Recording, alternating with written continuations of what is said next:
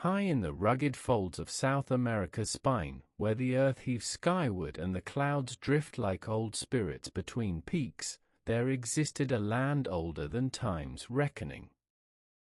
This was the Andes, a world both majestic and merciless. Long before the name of the Inca echoed through its valleys, this place had already known centuries of human struggle, creation, and quiet ruin. The Andes are not gentle mountains.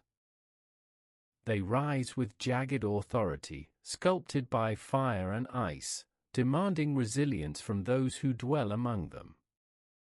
To live here meant adapting not just to the terrain, but to the air itself, thin, crisp, and unyielding.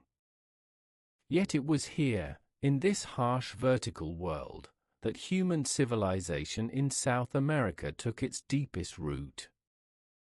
The story begins not with empire, but with the whisper of ancient peoples. Long before the Incas, there were the Chavin, whose sacred temple complex at Chavin de Huanta drew pilgrims from across the mountains over 2,000 years ago. These people carved feline gods in stone and constructed galleries through which water roared like thunder, a sound perhaps intended to mimic the voice of their deities.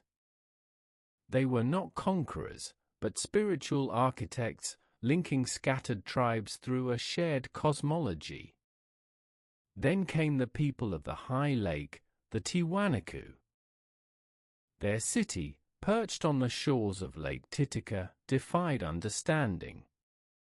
They raised colossal stones, fitted with impossible precision. They cultivated raised fields that breathed life into the bitter cold of the Altiplano.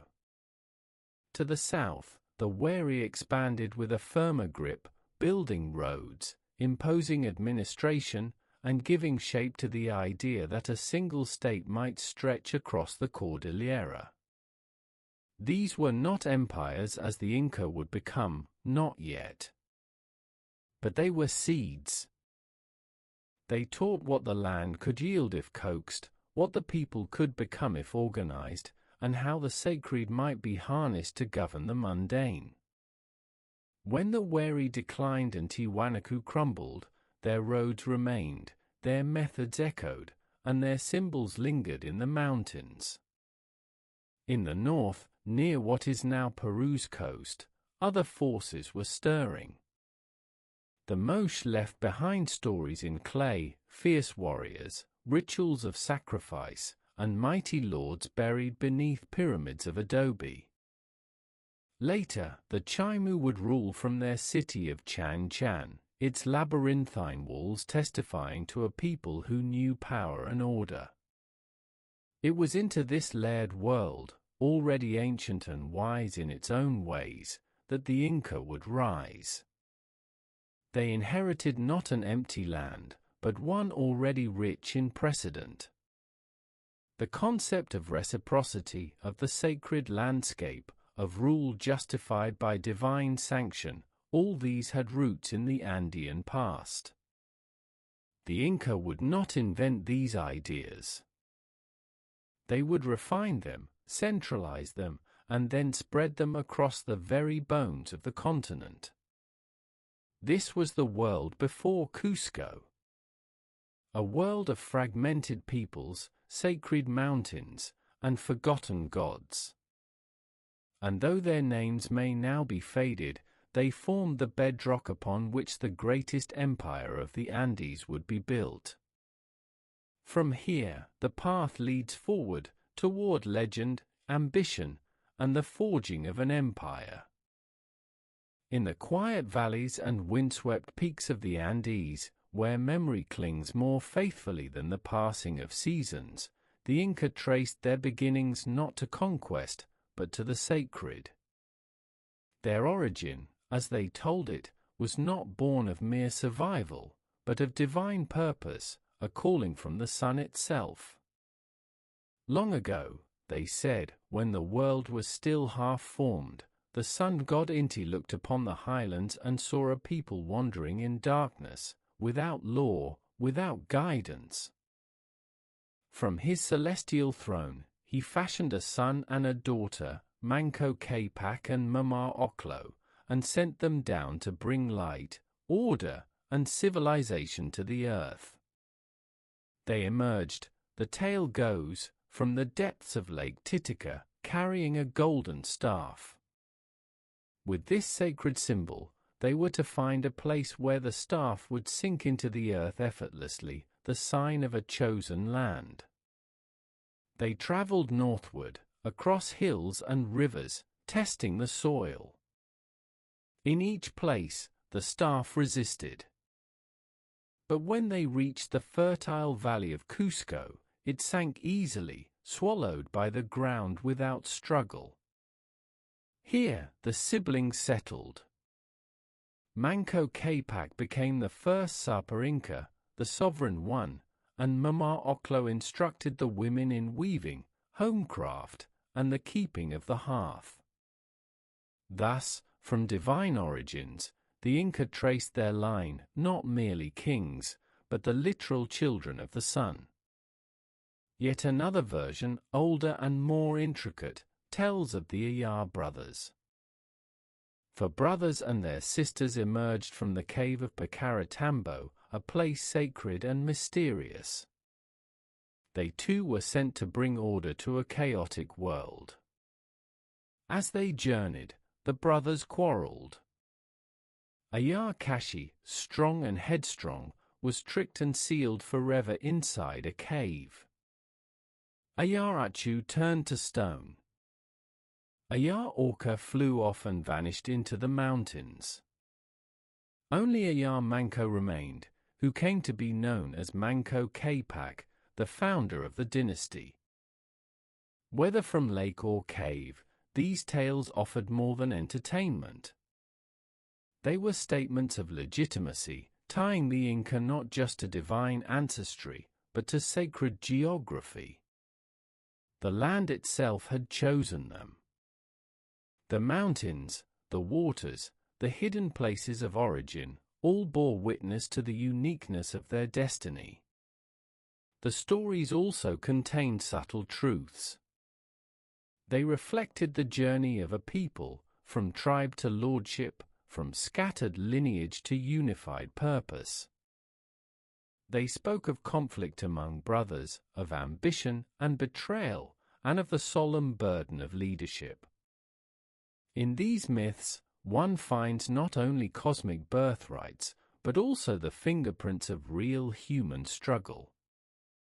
As these tales passed through generations, they were woven into ritual and ceremony. Festivals honored Inti and Mama Oclo. Pilgrimages followed the path of the sacred staff. Caves, lakes, and mountaintops became huacas, places imbued with spiritual power. The myth became map, the story became state. Thus, long before armies marched or palaces rose, the Inca had already shaped a kingdom in the mind. A kingdom where the ruler was not merely chosen, he was destined. And so the stage was set for the founding of a city and the birth of empire. Nestled in a narrow valley, ringed by steep ridges and bathed in highland light, the city of Cusco took shape like a vision-made stone. It was not, at first, an empire. It was a beginning, a seed planted in soil both sacred and strategic. According to the earliest memory preserved by the Inca, it was Manco Capac who first settled the valley, guided by divine command and ancestral calling. He found a place where water flowed clean and the land answered the needs of the people. Here, with the golden staff sunken into the ground, he and his followers began to build, not only homes, but a center of life that would one day anchor the world's highest empire. The first years were humble. The valley was shared with rival groups, the Sahuas, the Alcahueses, the Maras, and others, each holding patches of land and sacred places. The early Inca were merely one tribe among many, their presence modest, their power uncertain. But what set them apart was not only their myth of origin, but their growing mastery of organization, ritual, and alliance. Slowly, with patience and cunning, the Inca leaders began to assert influence. They married into rival clans, forged temporary pacts, and took every opportunity to gain control over nearby water sources and terraced fields. They built temples to Inti, houses for the elite, and stone canals to guide the river. Each structure bound the land more tightly to their purpose. Cusco was not laid out randomly. Its very design was shaped by sacred meaning. In later times, its form would be said to resemble a puma, strong, agile, and watchful. The head was the great fortress of Sacsayhuaman, the heart the central plaza, and the tail the southern edge where the rivers met. Every street and shrine had its place, aligned with celestial paths and ancestral forces. The people of Cusco lived in a society already showing signs of central order. Nobles wore distinct garb and lived in larger dwellings, while commoners farmed the terraced slopes. Labor was shared through systems of mutual obligation, an early form of the reciprocity that would define Inca governance. Fields were worked not for profit, but for survival and duty, and the yield was distributed by those in power. Temples began to rise. Among them was the Coricancha, the Temple of the Sun, a structure that would later be adorned in gold, but whose foundations were laid in these early days. Here, offerings were made to Inti and Mama Quilla, the moon goddess. Here, too, the Sapa Inca would speak not as a man, but as a son of the divine. Conflict, however, was never far. As Cusco grew in strength, so did the resistance of its neighbors.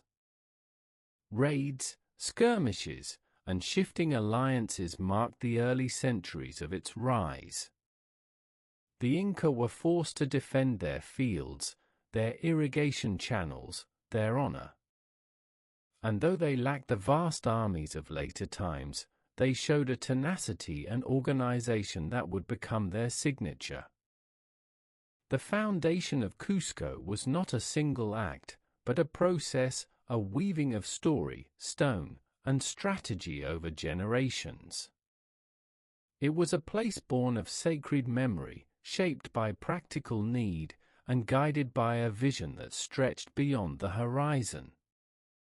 In the stillness of early mornings, when mist rose from the earth and the mountains watched in silence, Cusco stood not as a mere city, but as a promise of what might come, if time and the gods allowed.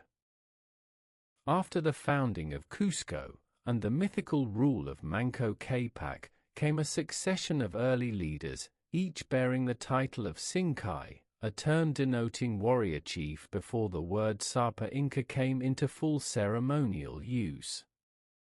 These rulers walked in the shadows of myth, but their actions began to shape the city's first steps toward power. The second ruler, Sinkai Roca, is remembered more for consolidation than conquest. It was he, tradition says, who formalized the division of society into classes.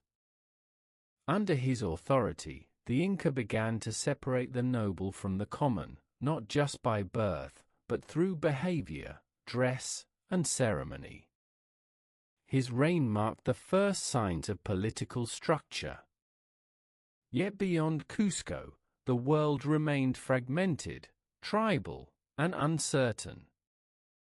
Sinkai Roca's influence barely extended beyond the valley's walls. Next came Lokyupanki, son of Sinkai Roca, a ruler whose name, a meaning memorable left-handed one, was perhaps a reflection of his distinctive nature. His reign, like his father's, was not marked by great military victories, but by subtle transformation. He fortified the emerging city, encouraged marriage alliances, and commissioned small shrines to local huacas. Locupanqui may not have expanded the territory, but he deepened the roots of Inca ritual and ceremonial life. He also introduced greater order in public festivals and began the practice of yearly rituals that tied the people to the turning of the seasons. Then came Mata Capac, a figure more martial than those before him. Described in later chronicles as powerful in body and commanding in presence, he is credited with the first real campaigns beyond the immediate vicinity of Cusco. His military efforts pushed into the valleys to the south and east, testing the strength of neighboring tribes and bringing back the first significant tribute. Though these conquests were limited, they introduced the practice of integrating other peoples into the Inca orbit, not by annihilation, but by inclusion. Under Mata Capac, the art of war took a more central place in Inca identity. Warriors began to be organized, trained, and ranked. Armaments were improved. Slings, clubs, and bowlers were used with skill. Battles, though small by later standards, were taken seriously, each one a test of strength and divine favor. It was during these early reigns that the first lines of Inca history were inscribed, not in writing, for the Inca did not use script, but in the oral records passed down by quipucamayarchs, the keepers of the knot records. They tied threads not only to count tribute and track harvests, but to remember the deeds of their lords. Still, these early rulers remained shrouded in mist. Their lives, half fact and half legend, survive in the overlapping echoes of memory. They were not yet emperors, not yet masters of vast roads and sun-drenched cities. But they were the ones who kept the fire burning, generation after generation, until the time would come for the spark to leap into flame. By the end of Mata Capac's rule, Cusco had grown, not just in size, but in vision. The valley was no longer a shelter. It was becoming a capital. With the passing of the early rulers, the Inca line entered a new phase, one marked by rising ambition and the growing presence of danger. It was during the rule of Inca Roca, sixth in the ancestral line, that the fragile unity of Cusco would be tested by winds of conflict from the surrounding hills. And from this test would emerge both crisis and transformation. Inca Roca was not born to rule by simple inheritance.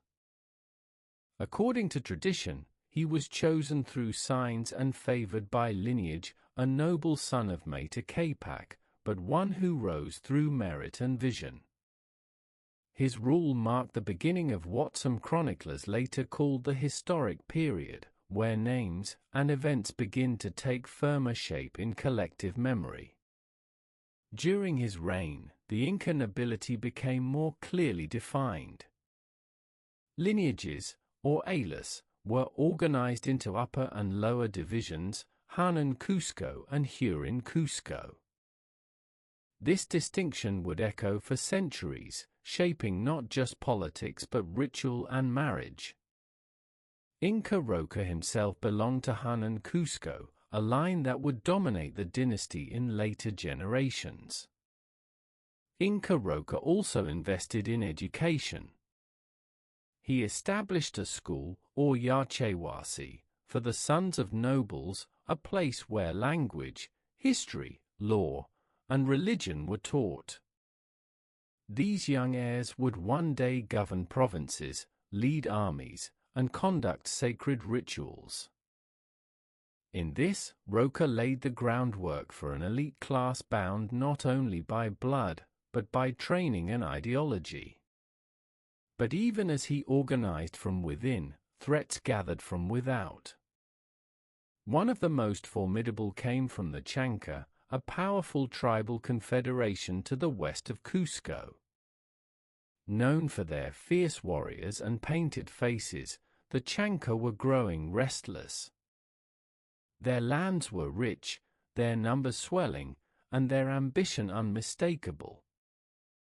Though direct war did not erupt during Inca Roca's reign, the tension was unmistakable. Scouts and messengers carried rumors of Chanca raids, and border settlements grew nervous. Inca Roca began to fortify the approaches to Cusco. Small fortresses, called pucras, were raised on strategic hills. Warriors were drilled more regularly. The valley was no longer an isolated refuge, it was becoming a fortress. But threats came not only from afar. According to legend, one of Inca Roca's sons, Yahuahuacac, the heir, was once kidnapped by a rival group, possibly the Ayamacas. Held hostage as a pawn in intertribal conflict, the child was eventually returned, but the trauma left its mark. His name, Yahuahuacac, means he who cries blood. Whether literal or symbolic, the story reveals the vulnerability of the Inca state at this time, strong enough to threaten others, yet fragile enough to suffer loss. Inca Roca's reign ended not in conquest, but in careful preparation. He passed to his son a city more structured than he had inherited, a society more unified, and a vision more expansive. But the storms he glimpsed on the horizon would soon break in full. The Chanca would return. And when they did, the fate of the Inca world would hang in the balance. The Chanca came with fury. They descended from the western highlands in great numbers, their faces streaked with war paint, their armor of hardened leather and bone glinting under the Andean sun. The warriors marched with silence and purpose, carrying their stone maces, clubs, and obsidian-tipped spears. Their goal was simple: to burn Cusco, scatter the Inca, and take the sacred valley for their own. It was a moment long feared, and when it came, it struck with terrible clarity. By this time, Yahuahuacac had ruled and passed, leaving the throne to his son, Wiracocha Inca, a man cautious in temperament, yet unprepared for what now approached. As the Chanca army advanced, his confidence faltered. Rather than stand and fight, he fled Cusco with much of the nobility, seeking safety in the hills beyond. It was then that his younger son, a man still unproven in command, stepped forward. His name was Yupanqui, a name meaning splendid account. He would later be known to history as Pachacuti, the Earth Shaker. What he faced was not merely an invading force. The Chanca brought tens of thousands, according to some estimates, far outnumbering the Inca defenders. The fate of Cusco hung by a thread. Yet Yupanqui refused to abandon his city. He gathered the remaining warriors, rallied loyal families, and fortified the plaza. Messengers were sent through the valley, calling on every ally who had not fled. The night before the final battle, it is said he climbed the heights of Sacsayhuaman alone in prayer. Whether he sought the blessing of Inti or the wisdom of the ancestors, no one can say. But when morning broke, he stood before his small army, calm and unshaken. What followed was not a miracle, but a feat of discipline and leadership. The Inca forces fought with precision, using knowledge of the terrain to their advantage. Stones were hurled from slings, ambushes were set, and narrow streets became traps. At the height of battle, a surprise flank from the hills disrupted the Chanca formation. Panic spread in their ranks. When the dust settled, the Chanca were broken. Thousands lay dead. Survivors were captured, and, as some chroniclers claimed, their skins were later used to make drums, a grim warning to others. But whether this tale is true or symbolic, its meaning was clear: the Inca had faced death and triumphed. In the aftermath, Yupanqui did not wait for approval. He declared himself Sapa Inca, though his father still lived in exile. He took power not by inheritance, but by right of action. His people called him Pachacuti, the one who had turned the world upside down. Under his rule, the Inca would become not just a city-state, but an empire. But before he could build, he had to heal. The city was wounded. The people had lost kin. So Pachacuti walked the streets, offering ritual, consolation, and promise. He spoke of a new order, one built not on fear, but on discipline, reciprocity, and sacred duty. The war with the Chanca was over. But in its embers, something new had begun. Before Pachacuti took the throne and turned the highlands into empire, there was his father, Viracocha Inca, the 8th ruler of Cusco, and a man caught between tradition and transformation. His reign, though often overshadowed by the deeds of his son, marked a vital threshold in the story of the Inca, a time of quiet consolidation, measured growth, and deepening spiritual vision. Viracocha Inca, born Hatun Topa Inca, came to power in a time of rising tension. The memory of the early Chanca incursions lingered, and though full-scale war had not yet come, the Inca were aware of the threats that pressed at their borders. But unlike his son, Viracocha Inca did not envision sweeping conquest. His focus lay within the valley, in strengthening institutions, securing the food supply, and improving defenses around the city.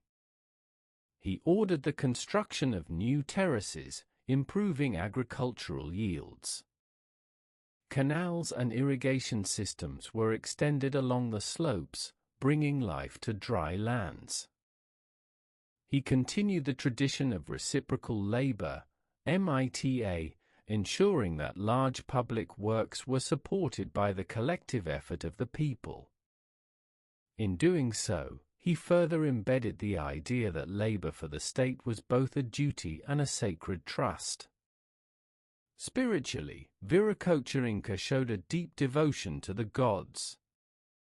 It was during his reign that the temple complex of Coricancha grew in significance. Here, in the heart of Cusco, the Temple of the Sun was expanded, dedicated not only to Inti, the sun deity, but also to Viracocha, the creator god from whom he had taken his name. The name itself was a declaration, not of lineage, but of sacred purpose. Viracocha was a thinker, perhaps more priest than warrior. He respected ritual, fostered diplomacy, and maintained the harmony of the realm through offerings and festivals. His court was organized, his rituals elaborate, and his devotion to tradition unwavering. Yet this caution would prove costly when danger arrived in full. When word came that the Chanca had gathered in massive force, ready to march on Cusco, Viracocha Inca hesitated. The magnitude of the threat unsettled him. And in a moment that would later haunt his name, he chose to flee, taking with him the royal court, leaving behind the city and its fate. To some, this decision revealed weakness.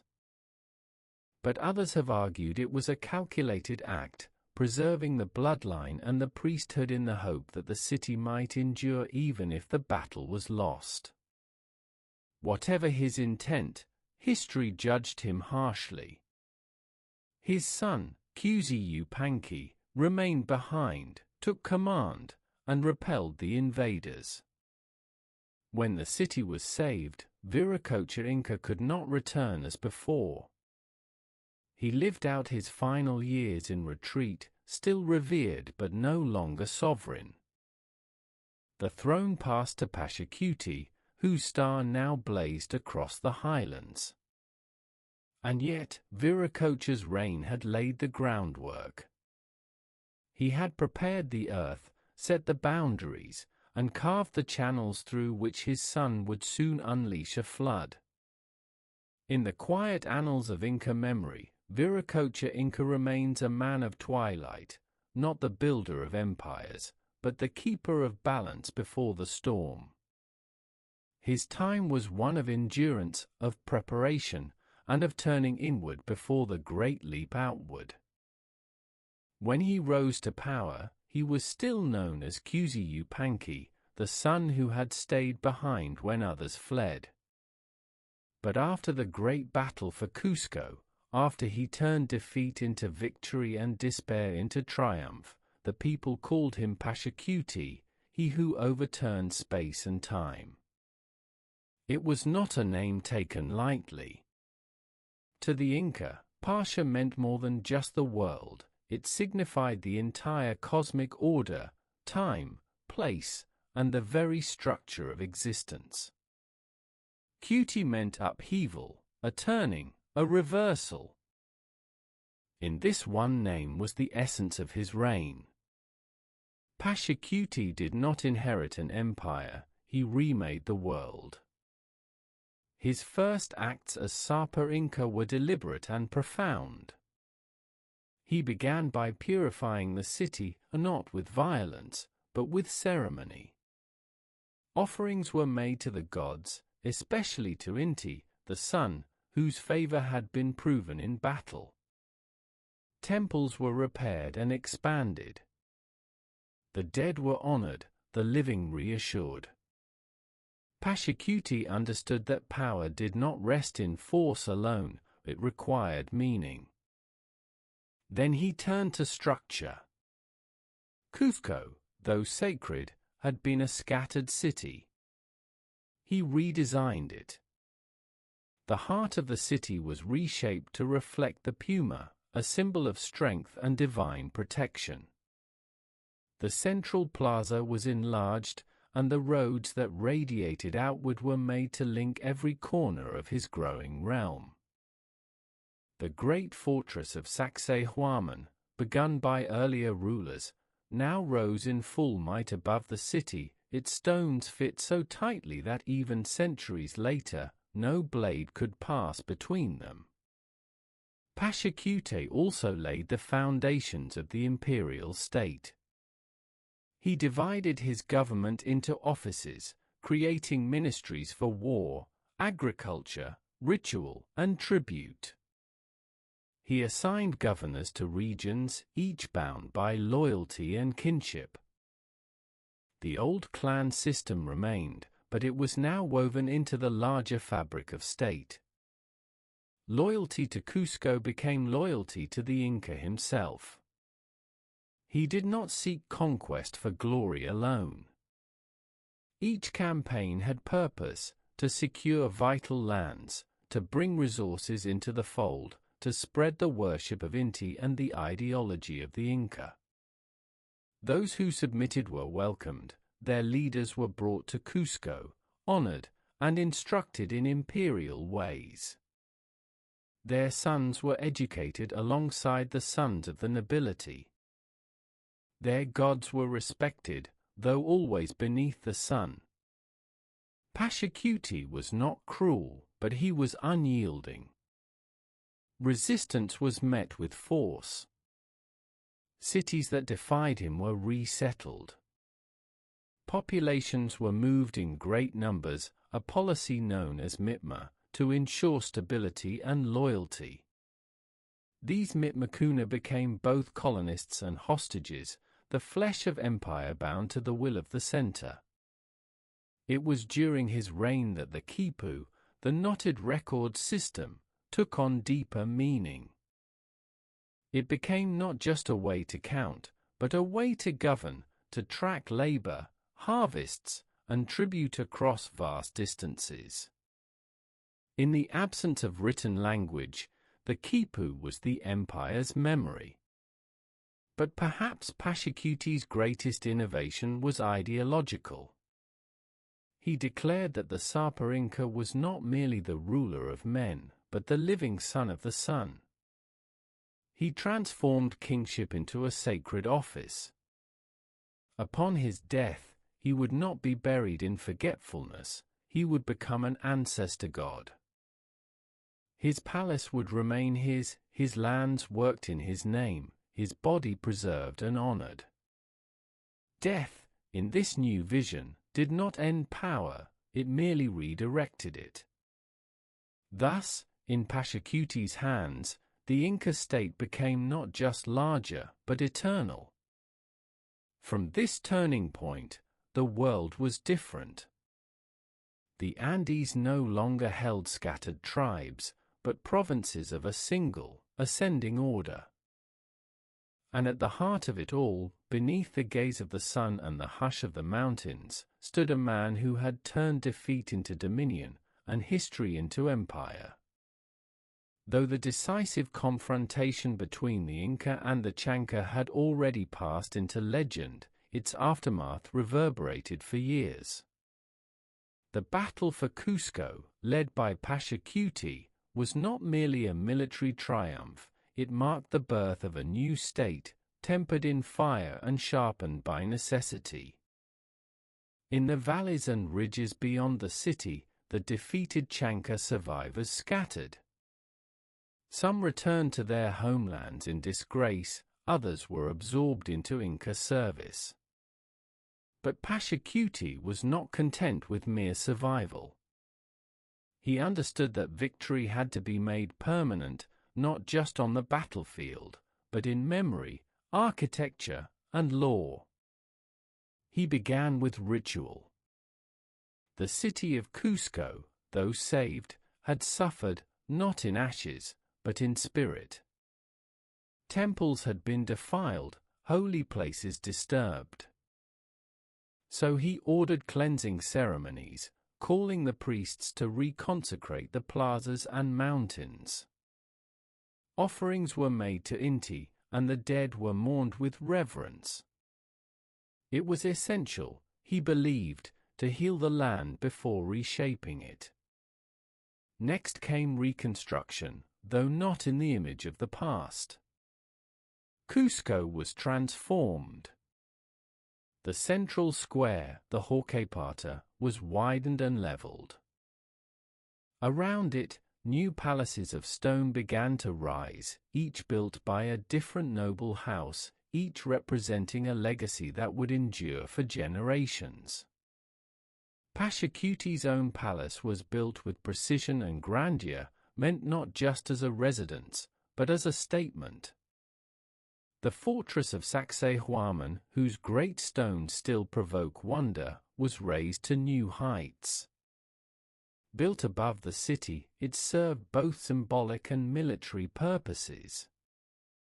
Its triple walls, arranged in a zigzag pattern, formed a defense against future threats, and a message to all who approached: Cusco would never fall again.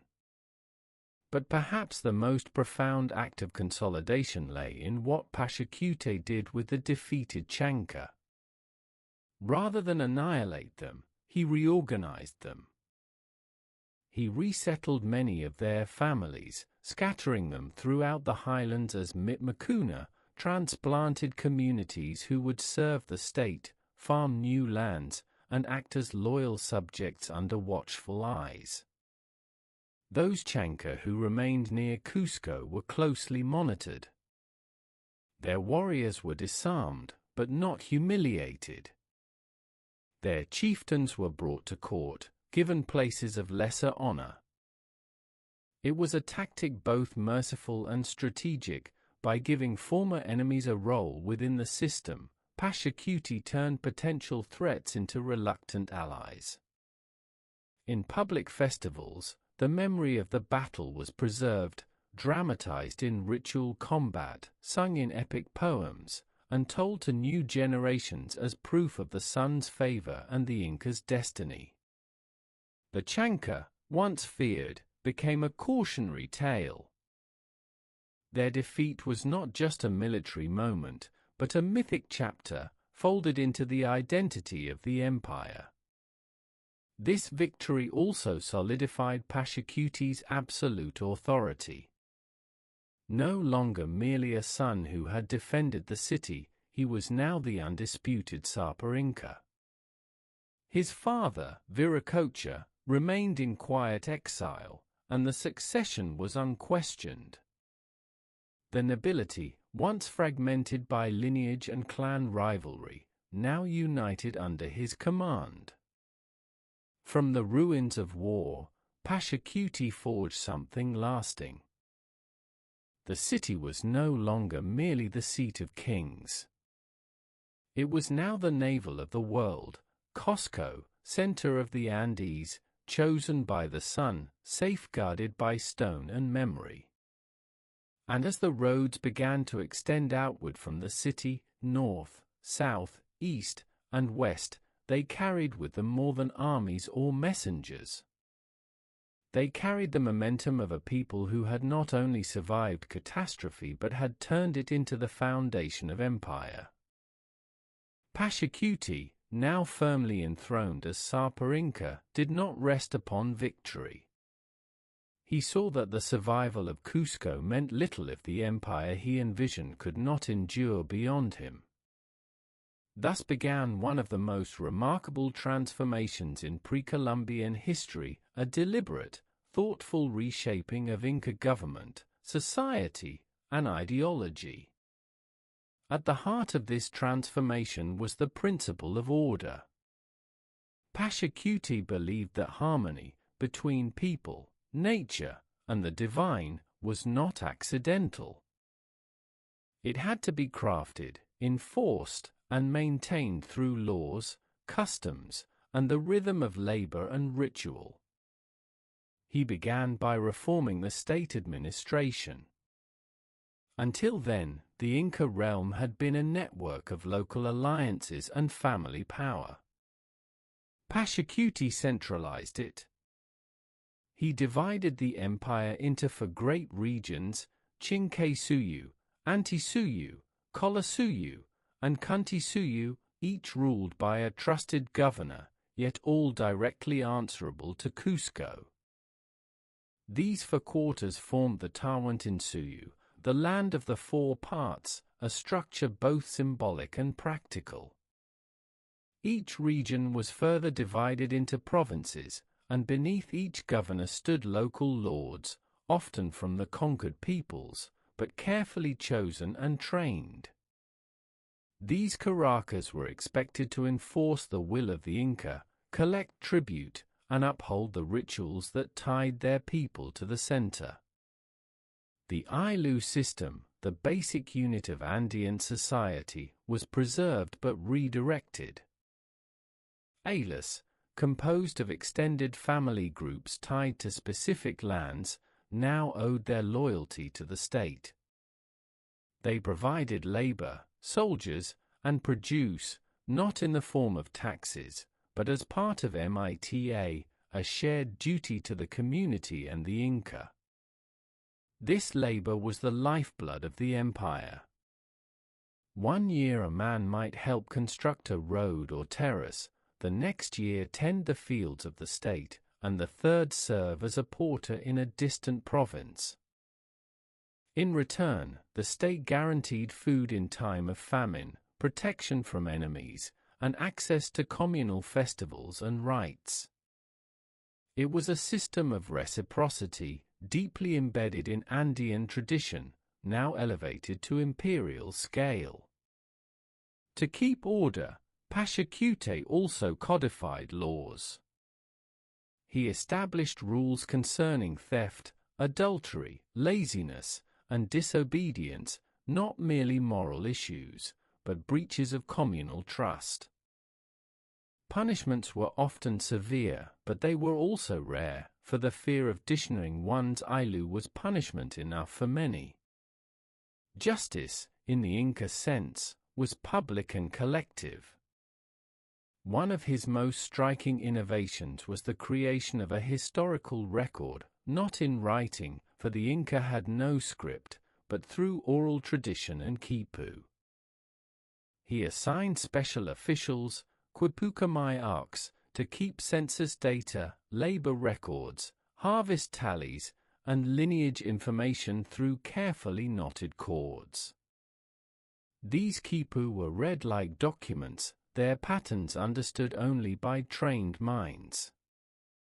To reinforce all these reforms, Pachacuti also invoked religion. He built temples not only to Inti but to Viracocha, the great creator god, and mandated a state cult that placed the Sapa Inca at its center.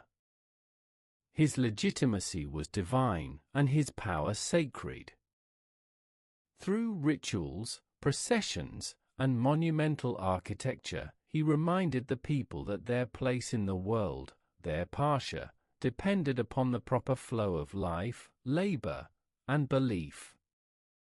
Thus, within a generation, the Inca had evolved from a highland kingdom into a structured imperial society, built on layers of tradition, reformed with precision, and held together by belief, labor, and law. And this society, now stable and disciplined, was ready for expansion far beyond the valleys of Cusco. Above the sacred city of Cusco, where the land rises steeply toward the heavens, the stone walls of Sacsayhuaman still stand, silent, unmoving, yet speaking volumes. They are not merely remnants of war or monuments of stonework, they are the enduring testimony of a vision that sought to bind heaven and earth through structure, symmetry, and sacred geometry.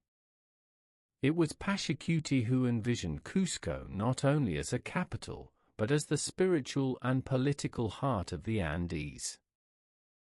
In his mind, the city was not just a place where people lived, it was a reflection of cosmic order. The mountains were guardians, the rivers were arteries, the temples were hearts. Everything had to align with the stars, with the calendar, with the gods. To realize this, he ordered the city to be reshaped. The central plaza was expanded, flanked by palaces and ceremonial structures. The buildings were arranged to mirror the stars and echo the rhythms of sacred time. Streets were laid in patterns that converged toward the square, ensuring all roads, literal and symbolic, led to the Inca. And above all of this, he began work on Sacsayhuaman, a colossal fortress and ceremonial center. Built in stages by thousands of laboras, its walls were formed from massive stones, each one carved and set without mortar, each fitted so precisely that even centuries later they hold fast against earthquake and time. These walls zigzag in three great tiers, like the teeth of a giant beast, perhaps the jaws of the celestial puma that Cusco was said to represent. The stones themselves seem impossibly large, some weighing over 100 tons, and yet they were transported and shaped with such skill that modern engineers still ponder their method.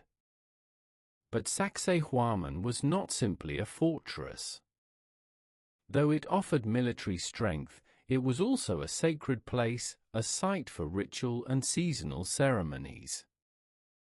From its towers and platforms, priests observed the solstices, watched the stars, and performed rites to honor the sun. During the great festival of Inti Raymi, it became a stage for imperial drama, a celebration of life, harvest, and cosmic balance. Meanwhile, within Cusco itself, other marvels took form. The Coricancha, the temple of the sun, was adorned with gold, not as decoration, but as a symbol of divine light. Its inner walls gleamed with plates of gold leaf, and its courtyard held statues of sacred animals, all cast in precious metal. Yet even here, the splendor was not for vanity. It was for the gods, and for the people, to see that the divine truly lived among them. Pashakute also ordered the construction of kanats and kancha, channels and courtyards, to manage water and space. Water flowed through stone conduits with grace, offering not only utility but serenity. Every stone path, every garden, every pool, was laid with intention, harmonizing with the world around it. This architectural vision was not limited to the elite. Throughout the realm, as the empire grew, the Inca built storehouses, temples, and tambos, way stations that followed the same aesthetic and functional logic. Uniformity was not enforced through command alone, but through a shared belief in order, balance, and the sacredness of space. Pashakute's buildings outlasted his voice. They spoke through silence, through symmetry, through stone. And though time would one day bring shadows upon the land, the stones would remain, whispering still of a time when the Andes were ruled not only by kings, but by builders of worlds, shaping cities like prayers carved into the earth.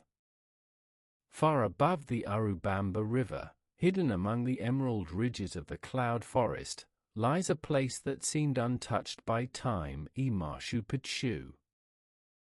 Shrouded in morning mist, it clings to a narrow saddle of mountain, as though suspended between sky and earth. To many, it is the most mysterious of all Inca sites. But to Pashakute, who is believed to have commissioned it, Machu Picchu was not mystery, it was meaning made stone. The city was built in the mid-15th century, during the height of Pashakute's reign. Though no Inca record survives to name it, oral traditions and archaeological evidence suggest it served as a royal estate, a place of retreat, ceremony, and contemplation. Here, far from the demands of empire and the gaze of the capital, the Sapa Inca could commune with the mountains, the sun, and the spirits of the land. Machu Picchu was not chosen at random. The site lay in a sacred zone, surrounded by Apis, holy mountains, each one believed to house ancient spirits. The Inca revered such peaks, not only as natural wonders but as living ancestors. The ridge upon which Machu Picchu rests is cradled between two such peaks, Huayna Picchu and Machu Picchu, the young and old mountains. Between them flows the river, forming a natural loop, as if encircling the site in a protective embrace. Within this setting, the Inca built with reverence. Terraces lined the slopes, not only to grow crops, but to hold the mountain in place. Stone staircases and narrow paths wound carefully through the site, guiding the visitor past homes, temples, and ceremonial baths. The buildings were made in the classic imperial style, stones finely shaped and fitted without mortar, their surfaces polished smooth, their corners precise.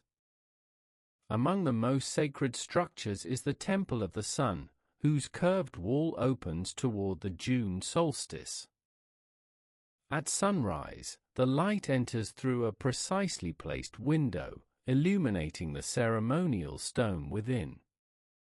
Nearby, the Intihuatana, the hitching post of the sun, sits atop a carved platform. This enigmatic stone, carved in tiers like a miniature mountain, may have served as an astronomical device, or perhaps as a ritual focus, anchoring the sun's journey to the earth. But Machu Picchu was more than a collection of temples. It was a living sanctuary. Nobles, priests, artisans, and attendants lived there, moving in rhythm with the agricultural calendar and sacred ceremonies. The presence of ritual baths and fountains suggests purification rites. The layout of the city, divided into upper and lower sectors, reflected the cosmic duality central to Andean thought, Hanan and Hurin above and below, light and shadow. What is most striking about Machu Picchu is its harmony. Nothing seems imposed. Every structure flows with the mountain. The buildings echo the shapes of the peaks behind them. The terraces follow the curves of the slope. The entire complex feels not built upon the land, but grown from it. Pachacuti, in choosing this site, expressed something deeper than wealth or dominion. He created a place where sacred landscape and imperial order met in stillness. A place where stone could sing, and where the earth itself seemed to breathe with the breath of gods. Centuries would pass. The city would fall silent, veiled by vines and forgotten paths. Yet its stones would remain, unmoved by time. And when they were finally seen again, the world would remember not only the builders, but the vision of a people who shaped mountains not in defiance, but in devotion. With Cusco secured and Machu Picchu sanctified, Pachacuti turned his gaze outward, not with haste, but with deliberate, measured ambition. The Andean world, fractured and diverse, was ready to be brought into alignment. His empire would not be stitched together by conquest alone, but by vision, diplomacy, and the firm hand of reorganization. One of his first great campaigns was southward, toward the Altiplano and the sacred waters of Lake Titicaca. This high plateau, perched between the mountains of modern-day Peru and Bolivia, was not unknown to the Inca. It was, in fact, revered. Here, according to their myth, Manco Capac and Mama Oclo had emerged from the lake's depths. It was a place of cosmic origin, and now, a region of political necessity. The Colla and Lupica peoples lived around the lake, powerful and proud, with traditions of their own. Their lands were rich in herds of llamas and alpacas, their herders skilled in the high-altitude terrain. The Colla, in particular, had long resisted Cusco's influence. Their strength posed a threat, but also an opportunity. If they could be subdued, the southern routes would open toward Collasuyu, one of the empire's four quarters. Pachacuti led or directed the campaign himself. The war was swift and decisive. The Colla were defeated at Hatun Colla, and their leader taken captive. But, true to Inca practice, the conquered were not destroyed. Their leaders were brought to Cusco, their sons given noble education, and their gods respectfully integrated into the Inca pantheon. In return, the people received access to state resources, protection, and inclusion in the vast network of reciprocal labor. The conquest of the Lake Titicaca region brought more than territory. It linked the empire to a deep reservoir of sacred history, grounding Inca power not only in might, but in myth. Ceremonies were held at the lake's edge, and the sacred island of the sun, Isla del Sol, was brought under imperial protection. There, rituals honored Inti and Viracocha, connecting the realm's political center in Cusco to its mythic birthplace on the lake. With the south secured, Pachacuti looked east, down the eastern slopes of the Andes, where the mountains give way to thick forests, tumbling rivers, and the edge of the Amazon basin. These lands were wild, humid, and unfamiliar. The peoples who lived there, the Anti, among others, were less centralized, more elusive, and fiercely independent. Yet they too were drawn into the Inca sphere. The Anti region, though difficult to control, was essential. It held medicinal plants, rare feathers, and tropical fruits, goods not easily found in the highlands. Expeditions were sent, trails cut into the jungle, and fortresses built on the high ridges to guard the frontier. Though full control was never achieved, the Inca maintained a fluid boundary, exerting influence rather than strict domination. These expansions were not random. Each served a purpose: access to resources, control of trade routes, and the ritual unification of sacred landscapes. Pashakuti's vision was not to crush resistance alone, but to weave a tapestry of peoples and places into a single body, one that reflected the order of the cosmos. As new territories came under Inca control, new temples were built, local huacas honored, and administrative centers established. The empire grew, not in chaos, but in concentric circles, always returning to Cusco, always guided by the twin principles of sacred duty and imperial design. And so, the mountains that once divided, now connected.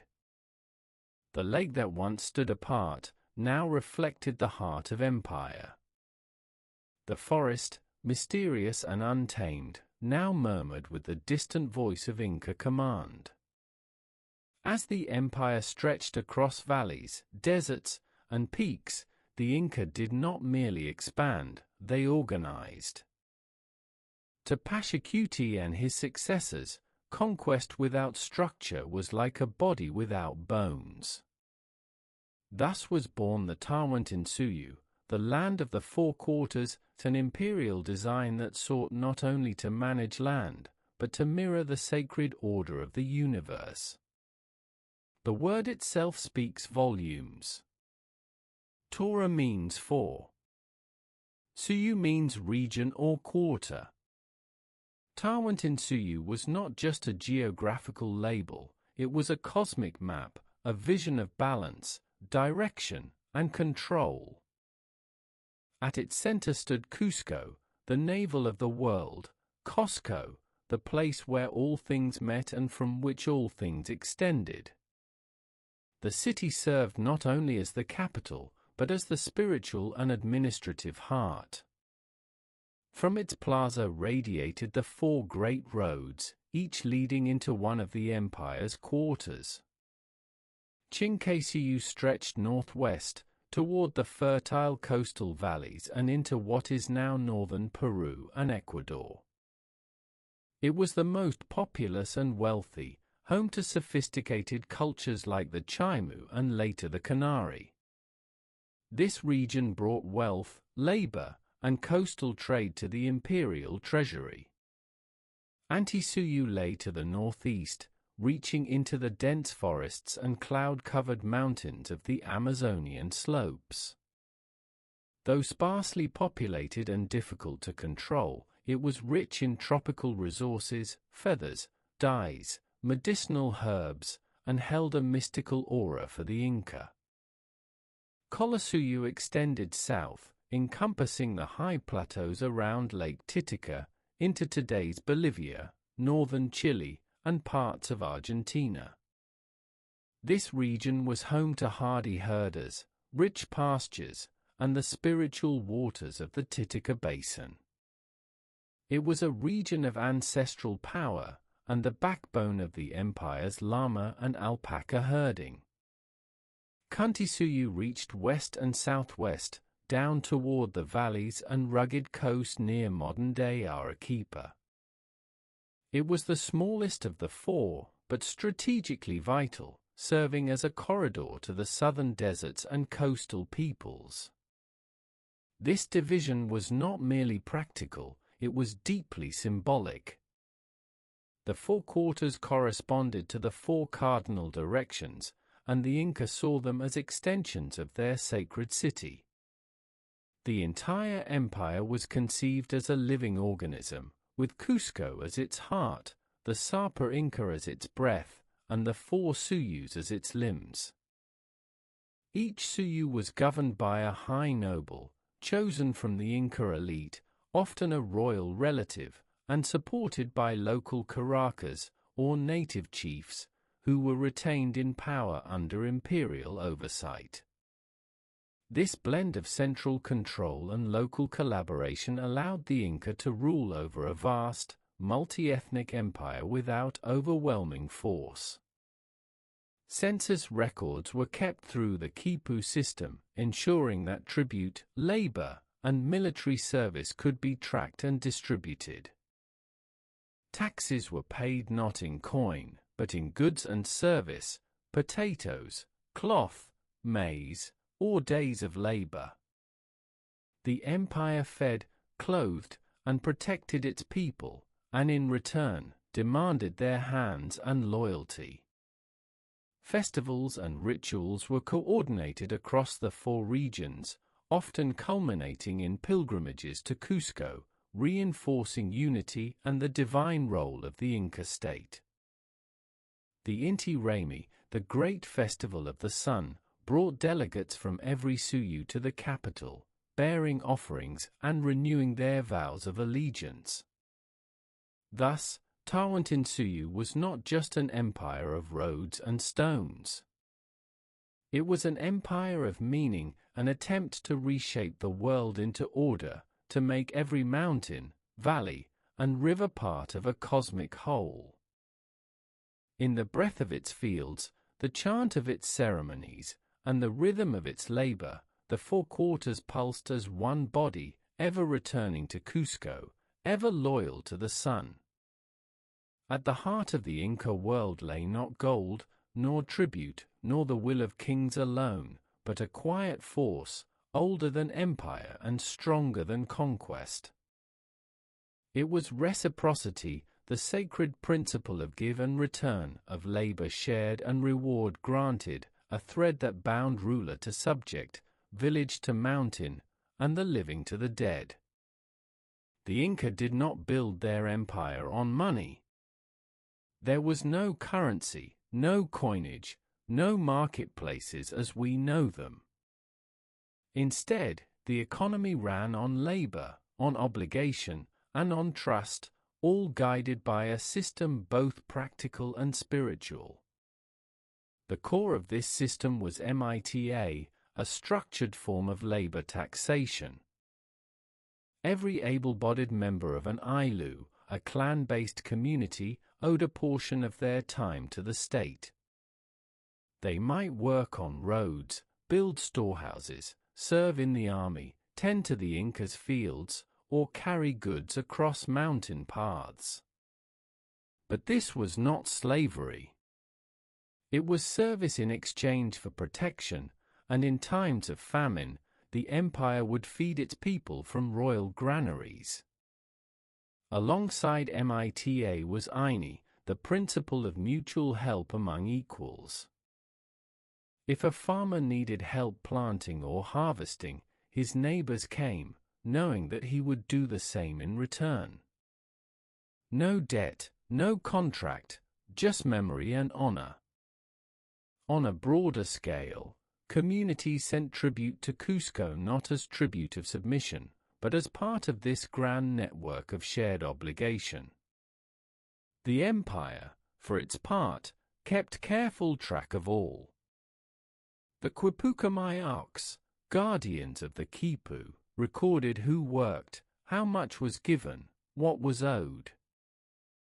These knot records tracked every bushel of maize, every bolt of cloth, every llama conscripted for transport. In this way, the state ensured that no one gave more than they could, and that rewards followed effort. The land itself was divided with the same spirit. Every village had 3 fields, one for the gods, one for the Sapa Inca, and one for the people. The first 2 were cultivated by communal labor, their harvest stored in kolkas, state warehouses, used to support soldiers, laborers, and the elderly in times of need. The third belonged to the community, worked for its own sustenance. This system created a society where everyone had a role. No one was idle, and no one was left alone. The disabled were fed. Orphans were raised by the Ailu. Even the elderly, though no longer able to labor, were honored and cared for. In such a world, poverty as we now know it did not exist. Inequality remained, the nobility lived differently than the commoners, but the foundation was solidarity, not competition. Pachacuti and his successors refined this order into an instrument of imperial control. As new provinces were conquered, they were gently folded into the system, their land surveyed, their labor assessed, their leaders brought to Cusco for instruction and inclusion. In return, the Inca built roads, planted terraces, and sent food when the harvest failed. Loyalty was bought not just with war, but with bread and stone. This reciprocity extended even beyond life. The ancestors of noble families, mummified and preserved, were consulted in councils, given food and drink in ritual, and paraded during festivals. They had given much in life, and continued to receive in death. The past and present remain bound, just as neighbor to neighbor, and province to empire. Thus, the economy of Tawantinsuyu was more than function. It was a moral vision, a society of shared burden, where wealth was measured not in gold, but in harmony. And through this harmony, the Inca held their realm together, not with chains, but with threads of obligation, strong as stone. Across the ridges and ravines of the Andes, where cliffs fall like waves of stone and valleys cut deep into the earth, the Inca carved a marvel not of gold, but of connection, the Capac Nan, or the Royal Road. It was not one road, but a network of paths, stretching more than 25,000 miles, linking the farthest corners of Tawantinsuyu to the heart of Cusco.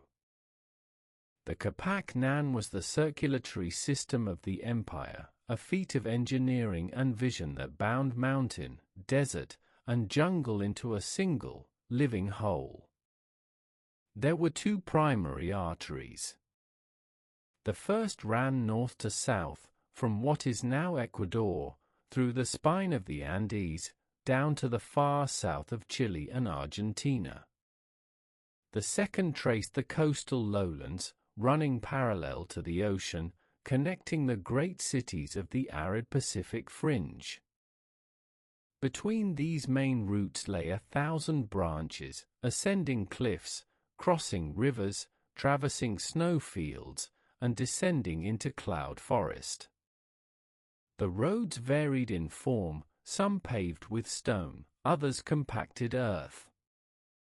In the highlands, they were edged with retaining walls, punctuated by staircases carved directly into the rock. In the desert, where rain was scarce, the road ran straight and smooth, unbroken for miles. Where rivers cut across the land, the Inca built suspension bridges, made from woven grass and fiber, renewed each year by local communities, delicate yet strong, swaying above roaring water. Every 10 to 15 miles, the roads were marked with tambos, way stations where travelers could rest, messengers could change mounts, and officials could sleep. These tambos stored food, weapons, textiles, and tools. Some were humble shelters, others resembled small fortresses. Each served as a node of logistics and control, ensuring the empire moved with speed and precision. And move it did, through the hands and feet of the chasquis, the swift-footed messengers of the empire. These runners, trained from youth, pass messages, quipu records, and small parcels across hundreds of miles. Like the rhythm of breath, they move day and night. One chasqui would run until sighting the next, passing the message without a pause. In this way, a dispatch could travel from the coast to Cusco in just a few days. The Capac Nan was more than transport. It was political geography made real, a statement that all roads led to Cusco, and that every village, no matter how remote, was under the gaze of the Sapa Inca. Along these roads, armies marched, officials inspected, goods moved, and rituals flowed. It was also sacred. Certain stretches of the road were cleansed before imperial processions. Pilgrimages followed its course to visit holy sites, mountaintops, caves, and stones aligned with the stars. The roads were not just physical paths, but spiritual veins, linking the people not only to Cusco, but to the gods. In times of peace, the roads carried tribute and grain. In times of drought, they carried aid. In times of rebellion, they carried soldiers. Through all seasons, they carried the presence of the state, invisible, but always felt. To walk the Capac Nan was to step into the pulse of an empire. Every stone, every tambo, every echo of the chasqui's footfall bore the mark of order, reach, and design. And though the empires of the Andes would one day fall silent, these roads would remain, carved into the living mountain, unbroken by time. As the Capac Nan wound across valleys and peaks, it did not run alone. Dotting its vast length were the tambos, a quiet but essential feature of Inca administration. Like the breath between steps, tambos gave rhythm to the movement of empire. They were not grand or famous, but without them, the Inca road would have been little more than stone and dust. A tambo was, in essence, a way station, a place to rest, resupply, or await orders. But to the Inca, it was far more than a mere shelter. It was a node in the imperial web, a physical sign of order and care, an anchor in the vastness of their mountainous world. There were thousands of tambos, spaced strategically across the empire, some only a few miles apart in rugged terrain, others more widely scattered across plains. Their size and structure varied. The smaller ones might hold a single room and storehouse, manned by a few attendants. The larger ones, known as Tampas Mayors, functioned as regional hubs, holding stores of food, blankets, tools, and military supplies. Each tambo was stocked from local production and maintained by surrounding communities as part of their MITA obligations. Nothing went to waste. Food was dried and preserved. Clothing and rope were woven and replaced. Water was stored, firewood stacked. In cold regions, stone walls and thatched roofs protected travelers from wind and snow. In the desert, tambos offered shade and cool rest. The chasquis, the imperial runners, relied on them to rest and relay messages. Soldiers marching to distant provinces paused at tambos to eat and regroup. Inspectors and officials traveling the empire found safety and hospitality within their walls. Even the Sapa Inca, during ceremonial processions, was accompanied by carefully prepared tambos that met the needs of his retinue: food, sleeping quarters, places for ritual. In certain places, tambos evolved into administrative centers. From here, local tribute was collected and orders transmitted. In some regions, they became markets, gathering points for trade and exchange, though still under the gaze of the state. Here, villagers might offer chicha, cloth, or potatoes, not for coin, but in fulfillment of duty and community exchange. The tambos also carried spiritual weight. Along many routes, travelers passed huacas, sacred stones or shrines, marked near tambos. Offerings were made, coca leaves, chicha, a whispered prayer to the mountain. In this way, a journey was not simply a task, it was a pilgrimage, guided by rest and ritual. Importantly, tambos represented more than convenience. They were a reminder of presence: the Inca were here. Even in the most distant corner of the realm, a tambo whispered that the hand of the empire could reach this place, that its care and its command extended far beyond Cusco. To the outside eye, they may seem simple: square walls, sloped roofs, stone paths. But within, they held the essence of Tawantinsuyu: order, provision, and sacred continuity. And long after the chasquis fell silent, and the roads grew empty, many tambos remained, crumbling in the wind, nestled on hillsides, their stones still warm with memory. As the Inca state grew in size and complexity, so too did the need for knowledge and hierarchy, the twin pillars of imperial rule.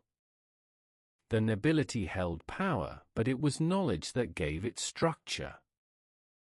And in the absence of writing, the Inca turned to an elegant solution: the quipu, the knot record.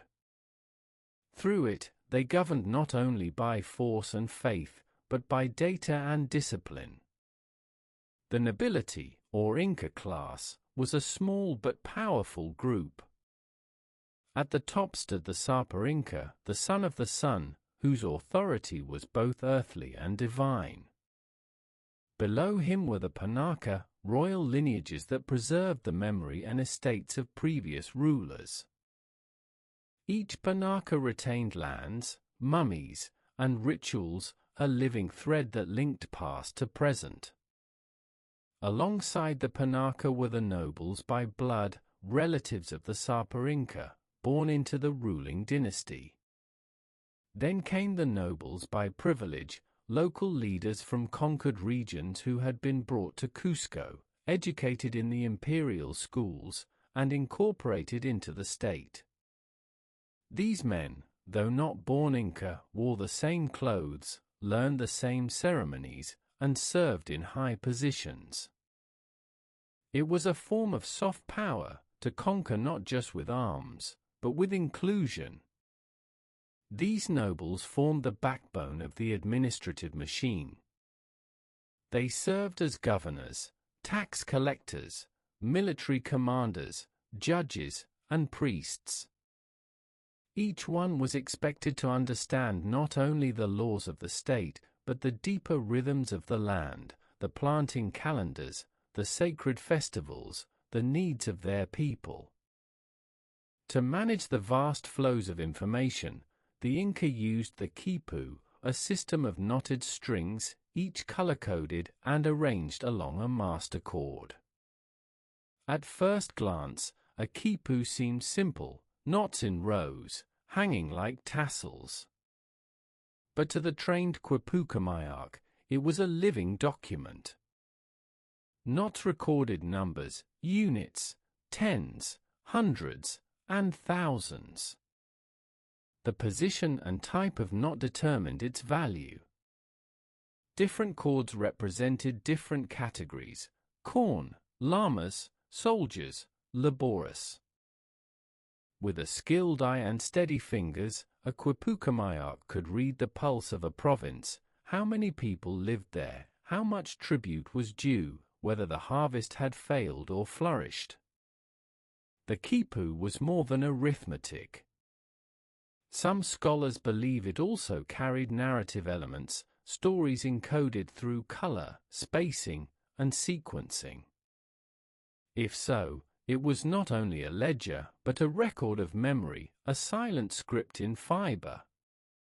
Each province kept its own quipu archives.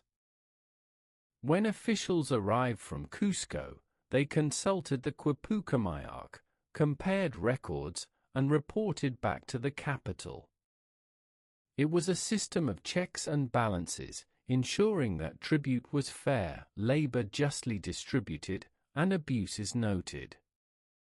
Education was essential. Young nobles attended the Yachewasi, or House of Knowledge, in Cusco.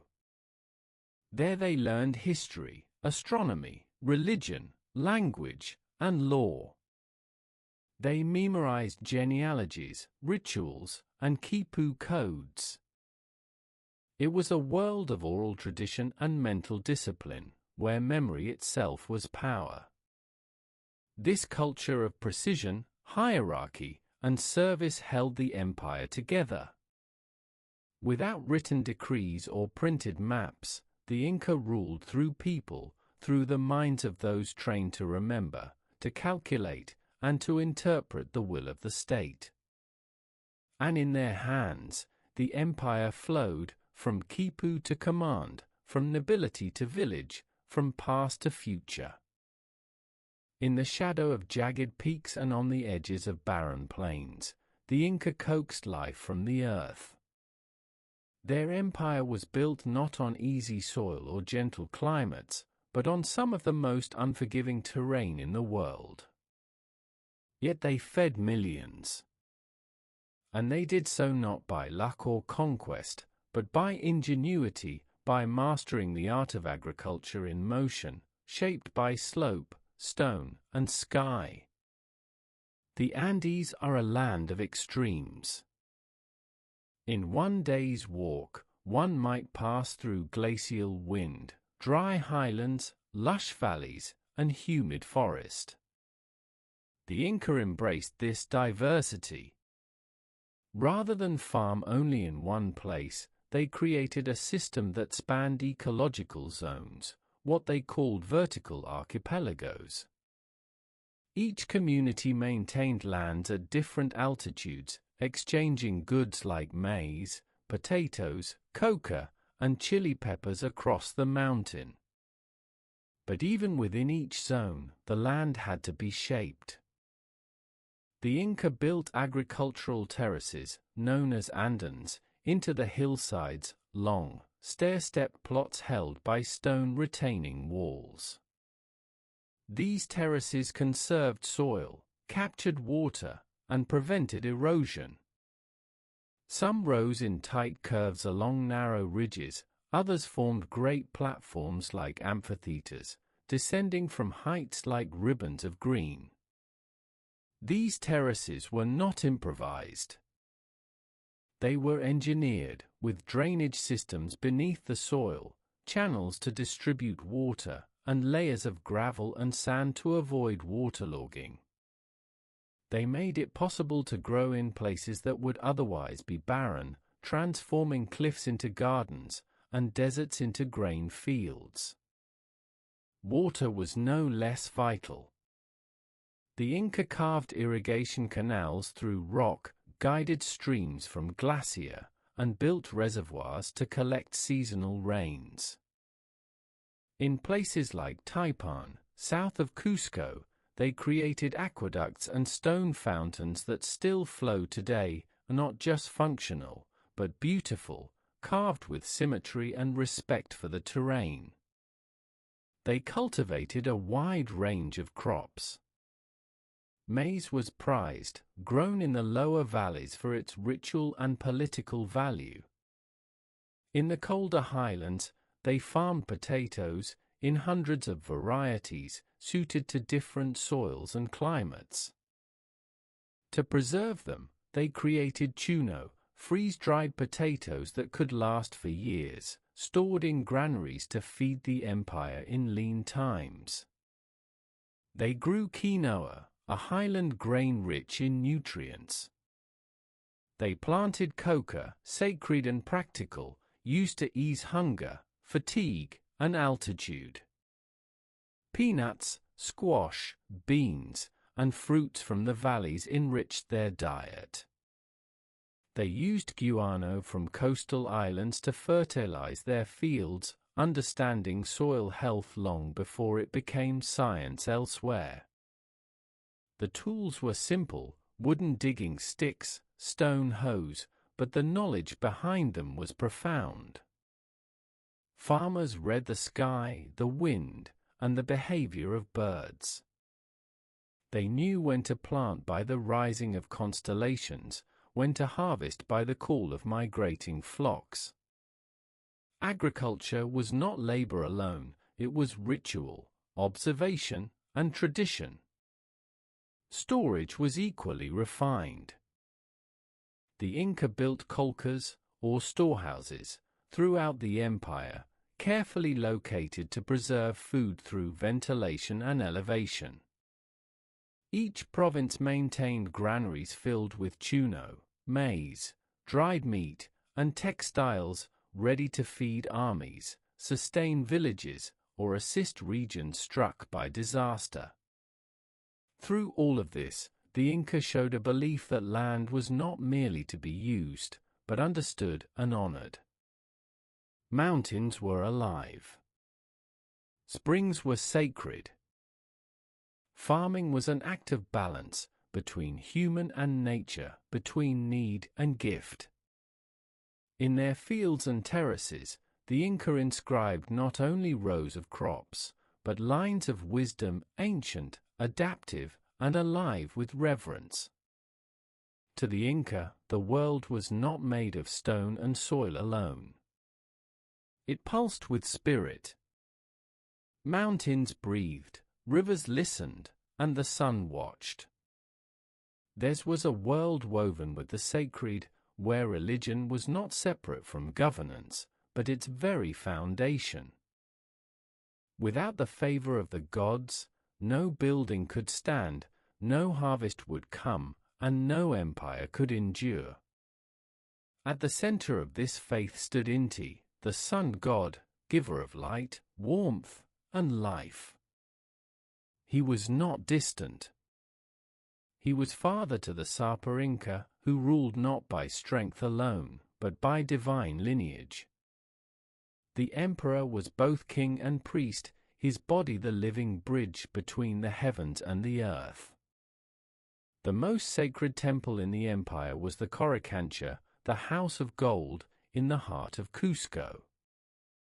Within its golden walls, dedicated to Inti, the priests kept sacred fires burning, performed daily rituals, and observed the heavens. During the solstices, light streamed through carefully placed windows, aligning with sacred stones, the sky itself participating in the rite. Yet Inti was not alone. The Inca worshipped a pantheon of deities, each with its place and power. Viracocha, the creator god, was said to have formed the world from chaos, giving shape to land, sea, and stars. Mamaquilla, the moon goddess, governed the night and women's cycles. Ilapa, the thunder god, ruled the rain and storms. Each had temples, festivals, and responsibilities, all woven into the seasonal and agricultural rhythms of the empire. Religion touched every part of life. Fields were blessed before planting. Mountains, known as apus, were honored with offerings, for they were both protectors and ancestors. Springs, caves, and stones, known as huacas, were venerated as dwelling places of spirits. A traveler passing a huaca would pause, whisper a prayer, leave coca leaves or a small gift. These were not empty rituals. They were gestures of gratitude and balance. The calendar was rich with festivals, each marking a season, a god, or a communal duty. The greatest was Inti Raymi, the festival of the sun, held at the winter solstice. For 9 days, Cusco became a theater of sacred drama, music, dance, offerings, and the ceremonial procession of the Sapa Inca, dressed in radiant gold. The people watched, and through ritual, the world was renewed. Religion also served the empire's unity. As new provinces were brought into Tawantinsuyu, their local gods were not erased, they were incorporated, their cults respected. But above all stood Inti. His temple was placed in every major city, and his rituals celebrated across the realm. In this way, the Inca built a shared religious identity, without extinguishing local belief. Priests held a special place. They performed rituals, read omens, and guided the empire through signs, the flight of birds, the cracks in a sacrificial llama's lungs, the flicker of fire. Temples were staffed by aklas, or chosen women, who prepared chicha, wove sacred garments, and kept the fires of purity alive. In times of need, drought, plague, or eclipse, sacrifices were made. Sometimes animals. Sometimes offerings of food, cloth, or figurines. And in rare, solemn moments, human sacrifices were made, not as punishment, but as gifts of highest value, often children, chosen for their purity, given with great honor. Through this vast system of belief and practice, the Inca did more than worship. They governed. Faith was law, calendar, and oath. A disloyal subject risked not only the emperor's wrath, but the god's displeasure. And so, the mountains stood not only as sentinels of stone, but as sanctuaries. The rivers carried not just water, but blessing. And the empire itself was more than power, it was a sacred order, where sky, earth, and people moved together, guided by the light of the sun. When Pachacuti, the Earthshaker, neared the end of his long and transformative reign, he did not leave his legacy to chance. His chosen heir was his son, Tupac Inca Yupanqui, whose name means noble Inca accountant, a title reflecting both reverence and responsibility. To the people, he would become Topa Inca, the next son-born sovereign, and the man who would carry the empire beyond even his father's reach. But first, he was tested. As a young prince, Tupac Inca accompanied his father on military campaigns, learning not only how to command, but how to govern.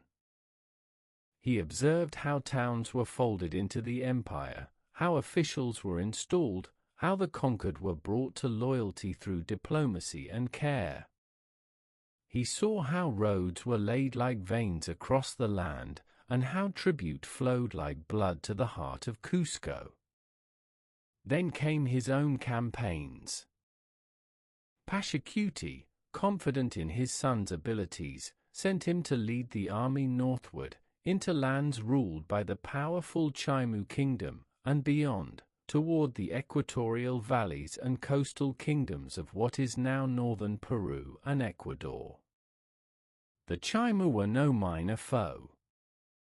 Their capital, Chan Chan, was a sprawling city of adobe, filled with artisans, engineers, and merchants. Their irrigation systems rivaled those of the Inca, and their influence stretched far along the coast.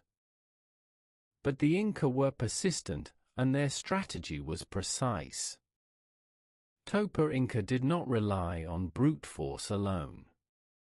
He isolated the Chimu, cut off their water supply, and then offered favorable terms of surrender. Chan Chan fell not in flames, but in silence. Its artisans, metalworkers, and nobles were sent to Cusco, where their skills enriched the empire. Its gods were honored but placed beneath Inti. Its lands became part of Chinque-Suyu, the most powerful quarter of Tawantinsuyu. Having proven himself, Tupac Inca returned to Cusco. And when Pachacuti passed into the realm of the ancestors, the succession was seamless. The empire mourned, not with despair, but with ritual, music, and feasting. Pachacuti's body was mummified, his household retained, his memory enshrined. Then the new Sapa Inca ascended. Topa Inca did not rule as a mere steward. He took the empire and pushed its limits further. His campaigns went north into present-day Ecuador, conquering the Canary people, integrating them not only through battle but through marriage and religious syncretism. Further west, he subdued coastal polities. He ordered new roads, tambos, and storehouses to be built across these lands, ensuring not just conquest, but cohesion. He also turned his eye to the south, reinforcing control in Colasuyu, strengthening garrisons near Lake Titicaca, and pacifying rebellious groups with both reward and retribution. His rule was firm, but measured. At home, Topa Inca continued the work of imperial refinement. He restructured provincial boundaries, improved agricultural storage, and built new palaces in Cusco, and notably Pucamarca, which became a center of administration. He maintained the flow of MITA labor, ensured Quipu records were faithfully kept, and oversaw the preparation of his own Panaca, readying his eternal household for the day he, too, would pass into veneration. And still, he did not cease. According to some traditions, Topa Inca even launched naval expeditions, sending reed ships into the Pacific in search of distant lands, returning with strange goods and stories of islands beyond the western horizon. Whether these tales are legend or fact, they speak of a ruler not content with stability alone. He was a builder, a reformer, and a seeker, expanding not only borders, but imagination. Under his rule, Tawantinsuyu reached new heights, a realm more vast and intricate than ever before. Yet the sun did not pause. It continued its path across the sky, and with it, the empire moved forward, toward glory, toward challenge, and toward a legacy still unfolding. Among the many triumphs of Topa Inca's reign, none shone more brightly than the conquest of the Chimu, the last great Andean kingdom that stood independent of Cusco's authority. Rich in wealth, skilled in craft, and secure behind formidable defenses, the Chimu civilization was a rival not only in territory but in refinement. To defeat them was to complete a chapter of Andean history, to bring unity where there had long been duality. The Chimu ruled from Chan Chan, a city of adobe stretched across the desert coast near present-day Trujillo. Unlike Cusco's stony grandeur, Chan Chan was carved from earth and sun. Its walls were covered in geometric friezes, its compounds organized by strict social order, its palaces adorned with reservoirs and courts. Water flowed through canals, feeding fields drawn from the Moche River. Silver and gold were shaped with expert hands. The Chimu were builders, artists, and lords of their coastal realm. Their kingdom had long grown strong without need of mountains. It extended hundreds of kilometers along the Pacific coast, and its armies, though not as numerous as the Inca, were seasoned and confident. Yet they lacked what the Inca had mastered, a system of integration, roads, and highland strategy. Topa Inca advanced slowly, cautiously. He did not march directly into battle. First, he cut through the Chimu hinterlands, securing the smaller towns and outposts, severing the web of loyalty that sustained the capital. Then he did something bold. He diverted the Chimu's water. By attacking the irrigation canals that fed their fields and city, he turned their wealth against them. Without water, the walls of Chan Chan became a prison. The Chimu king, Minchankaman, was forced to surrender. It is said he was taken to Cusco in chains, not in mockery, but as a demonstration of the Sapa Inca's reach. With the Chimu court under control, the Inca absorbed their lands, treasures, and, most importantly, their craftsmen. These artisans, particularly metalworkers, were among the finest in the Andes.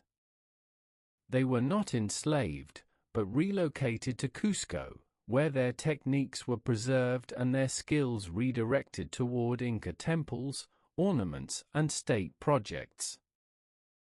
It was a form of cultural transfer, turning rivals into servants of empire. Chan Chan itself was not destroyed. The Inca understood the value of its infrastructure. They installed governors, built new tambos, and repurposed parts of the city for administrative use. But it no longer held independence. The Chimu religion, with its worship of the moon, sea, and marine spirits, was permitted to continue, though beneath the radiance of Inti. The conquest of the Chimu marked a symbolic victory as well. With their defeat, the entire spine of the Andes, from northern Ecuador to central Chile, had been brought under Inca rule. The duality of highland versus coast, Cusco versus Chan Chan, was resolved. There was now one sun, one center, one empire. Topa Inca commemorated this triumph not with boasting, but with building. New roads linked the coast to the highlands. Quipu records tracked the new populations, their tribute, and their integration. Coastal crops and goods enriched the highland storehouses. From this victory, the empire gained not only territory, but depth, a fuller command of the Andean world's diversity. And yet, this success did not bring stillness. As always, new horizons beckoned. For the Sapa Inca, conquest was not a destination. It was a duty to spread order, to shape harmony, and to gather all lands beneath the golden shadow of the sun.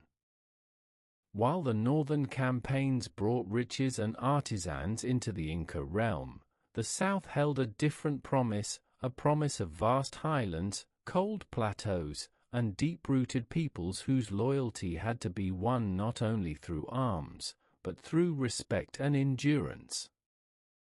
The region known as Collasuyu, the southern quarter of Tawantinsuyu, became the stage upon which Topa Inca Yupanqui extended the empire into new, rugged lands. Collasuyu was vast. It stretched from the Lake Titicaca basin far into what is now Bolivia, northern Chile, and northwest Argentina. It was a land of high altitude and harsh climate, but also of immense strategic and spiritual value. The Inca saw not just stone and wind, they saw a world connected to their ancestral myths, and they sought to bind it into the empire's design. One of the main peoples of this region were the Colla, a confederation of highland groups with deep traditions of llama herding, ritual warfare, and complex leadership. Though they had been defeated under Pachacuti, their full integration required constant attention. The Colla lands were rich in grazing territory and salt lakes, and their influence stretched far into the southern plains. Topa Inca did not just subdue them, he established permanent administrative centers, installed loyal caracas, and placed garrisons at key mountain passes. Beyond the Colla, the Lupica, Pacages, and other Aymara-speaking groups were drawn into the Inca system. These peoples were not annihilated, they were preserved, but led beneath Inca authority. Their leaders were invited to Cusco, their sons educated, and their gods given places of honor, always secondary to Inti and Viracocha. This combination of coercion and incorporation became a defining feature of the Southern Campaign. Topa Inca also looked to the Atacama Desert, one of the driest places on Earth, where scattered oases supported communities that had traded with highland groups for centuries. Though small in number, these peoples controlled access to coastal routes and mining regions, making their loyalty vital. The Inca used diplomacy first, then force where needed, and eventually brought them under Cusco's rule. In return, the empire offered water projects, protection, and access to the larger Andean network. Further south, into what is now northern Argentina, Topa Inca's forces encountered the Diaguita and related peoples, fiercely independent, organized in small fortified settlements. These groups resisted longer, forcing the Inca to fight hard for every valley. But with time, many were brought into the system through Mitma, population resettlement, where loyal groups were moved in to stabilize new provinces and integrate the economy. The expansion into Collasuyu was not just about borders. It was about control of ecological diversity. The southern highlands yielded camelids, llamas and alpacas, essential for transport, textiles, and ritual sacrifice. The plains offered herbs and dyes, and in the far south, metals and salt. Each region added to the empire's wealth, and each was connected to the Capacnan, ensuring that goods and orders flowed seamlessly. But the conquest of Collasuyu was also a spiritual act. The region was seen as part of the sacred body of the empire, with Lake Titicaca as a site of mythic emergence and the southern mountains as homes to powerful apis, or spirit lords. Temples were raised, rituals performed, and pilgrimages encouraged, binding the people not just to Cusco, but to a shared cosmology. Thus, under Topa Inca, the southern expansion did more than enlarge the map. It deepened the empire's roots, anchored it to older cultures, and broadened its spiritual reach. In these windswept lands, the Inca found not only new subjects, but echoes of their past and reflections of their purpose. As the Inca Empire grew across mountains, valleys, and deserts, so too did its population, diverse, multilingual, and rooted in 1,000 different traditions. From the northern coast to the southern highlands, each region had its own gods, dress, and customs. And yet, the Inca succeeded in forging a unity not by erasing difference, but by weaving it into a single imperial fabric, where culture was shaped, not crushed. One of the most powerful tools in this process was language. Though the empire contained dozens of tongues, Aymara, Mochica, Canary, and more, the Inca promoted Quechua as the lingua franca. It was not their original language. Earlier Inca kings likely spoke Puquina or a Cusco dialect. But Quechua was already widespread in central Peru, and the Inca recognized its usefulness. In newly conquered regions, local administrators and the children of elites were taught Quechua.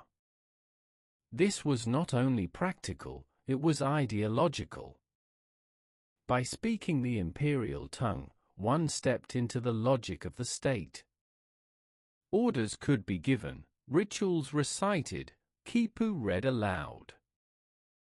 Through language, the Inca bound distant peoples to a common voice, while still allowing them to retain their native speech at home.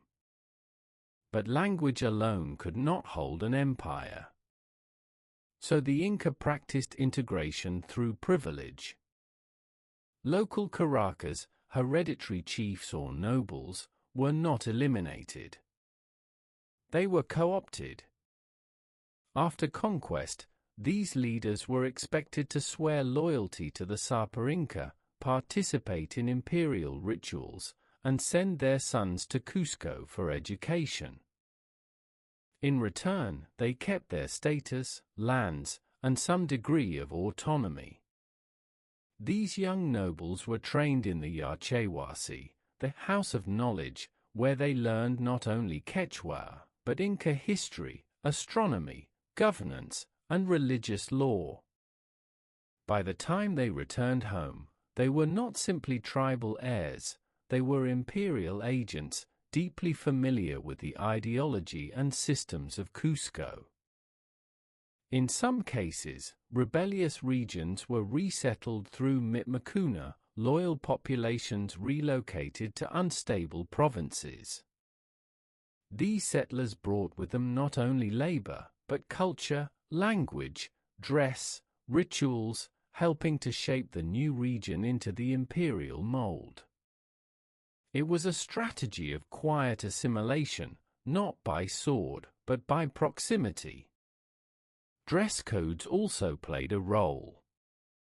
The Inca established distinct garments for nobility and commoners, for officials and warriors. Each design reflected status, region, and function. Wearing Inca clothing was a visual statement of loyalty, and during festivals or official duties, it was required. Religious integration followed a similar path. The Inca allowed conquered peoples to keep their local huacas, or sacred places, so long as they accepted Inti, the sun god, as supreme. Often, local deities were incorporated into the imperial pantheon, reinterpreted as manifestations of greater cosmic forces. In this way, spiritual resistance was softened, and belief became a bridge rather than a barrier. Throughout the empire, the Inca promoted festivals, rituals, and construction projects that brought communities together. The building of roads, terraces, and temples was not just practical labor, it was a shared act, through which different peoples worked, ate, and worshipped side by side. This policy of cultural integration created a delicate but effective balance. The empire did not become uniform, but it became legible, understandable to those who moved within it, and manageable from the center. By the time of Topa Inca's death, Tawantinsuyu had become more than a chain of provinces.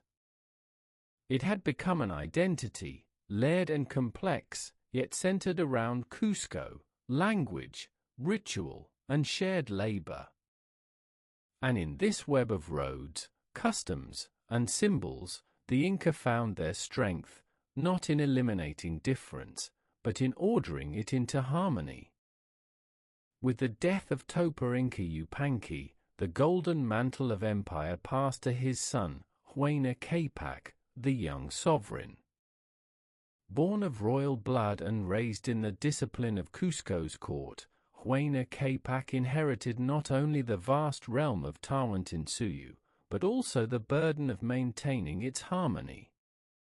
He came to power in a time of triumph, and his reign would carry the empire to its greatest territorial extent. From the outset, Huayna Capac proved a capable and ambitious ruler. Though young, he was no stranger to the challenges of governance. He had accompanied his father on military campaigns, learned the intricacies of administration, and understood the delicate balance between authority and inclusion. Now, as Sapa Inca, he set his eyes on the empire's northern frontier, where the Canary and the Kingdom of Quito still resisted full incorporation. The campaigns northward were long and difficult. The terrain of what is now Ecuador was unlike the southern Andes, lush, mountainous, and broken by rivers and forests. The people, too, were fiercely independent. The Canary, long defiant, fought with determination. The Quito, highland warriors of the northern valleys, resisted the imposition of Inca roads and rituals. But Huayna Capac was patient. He used not only arms, but diplomacy. Local leaders were offered positions of privilege. Marriages were arranged. Roads were extended. Temples were built. And as each region fell under Cusco's influence, it was drawn into the great structure of Tawantinsuyu. Eventually, Huayna Capac founded a new city in the north, Tumabamba, near modern Cuenca, built in the image of Cusco, with plazas, temples, and stonework meant to anchor the region in imperial tradition. Later, he would spend much of his reign based in Quito, far from the capital, overseeing the northern provinces directly and ensuring their loyalty. Under his rule, the empire reached from southern Colombia to central Chile and northern Argentina, a distance greater than any previous Andean power had ever known. To support this vast territory, Huayna Capac improved the Capac-Nan, building new tambos, strengthening bridges, and expanding the quipu system to ensure that messages, labor, and tribute could move efficiently across mountains and rivers. He also oversaw an era of monumental construction. New temples were raised to Inti and Viracocha, roads cut into remote highlands, and agricultural terraces extended deeper into marginal lands. He continued the policy of Mitmakuna, resettling loyal populations into troublesome regions, and vice versa. It was a subtle but powerful means of maintaining balance. Yet with expansion came strain. The empire was now immense, and though it functioned with remarkable precision, cracks began to show. Some regions grumbled under the weight of MITA labor. Others struggled to maintain ties to distant Cusco, especially with the Sapa Inca often residing in the north. The delicate equilibrium, built on reciprocity, loyalty, and sacred duty, required constant tending. Huayna Capac, for his part, sought to preserve stability. He consulted oracles, performed great rituals, and maintained the cult of the sun with deep reverence. He was said to be wise, composed, and attentive to the burdens of his office. But the empire, like the sun, could not rise forever. In his final years, rumors spread of a strange illness, unknown in the Andes, that had entered through the northern coast. Huayna Capac, traveling in the region, fell ill, fevered, weak, and unable to rise. Some said it was a curse, others whispered of divine judgment. The Inca, used to reading signs in stars and rivers, now faced an invisible enemy they could not name. Huayna Capac died far from Cusco. His body, embalmed in the old tradition, was meant to be returned to the capital, but the journey was long and disrupted. His death left no clear successor, for he had divided his realm between his sons, Huascar in Cusco, and Atahualpa in the north. And so, with the empire at its greatest size and splendor, the seeds of division were quietly sown. By the time of Huayna Capac's reign, Tawantinsuyu had become more than a realm of conquest. It was a living system, a society of millions stretching across climates and cultures, held together not by force alone, but by shared labor, common rights, and the rhythms of Andean time. In its final decades before the Great Rupture, the Inca world stood at its zenith, organized, interwoven, and deeply human. Estimates of population vary, but most scholars believe the Inca Empire supported between 10 and 12 million people. These were not homogeneous subjects, but an intricate mosaic of languages, customs, and local identities.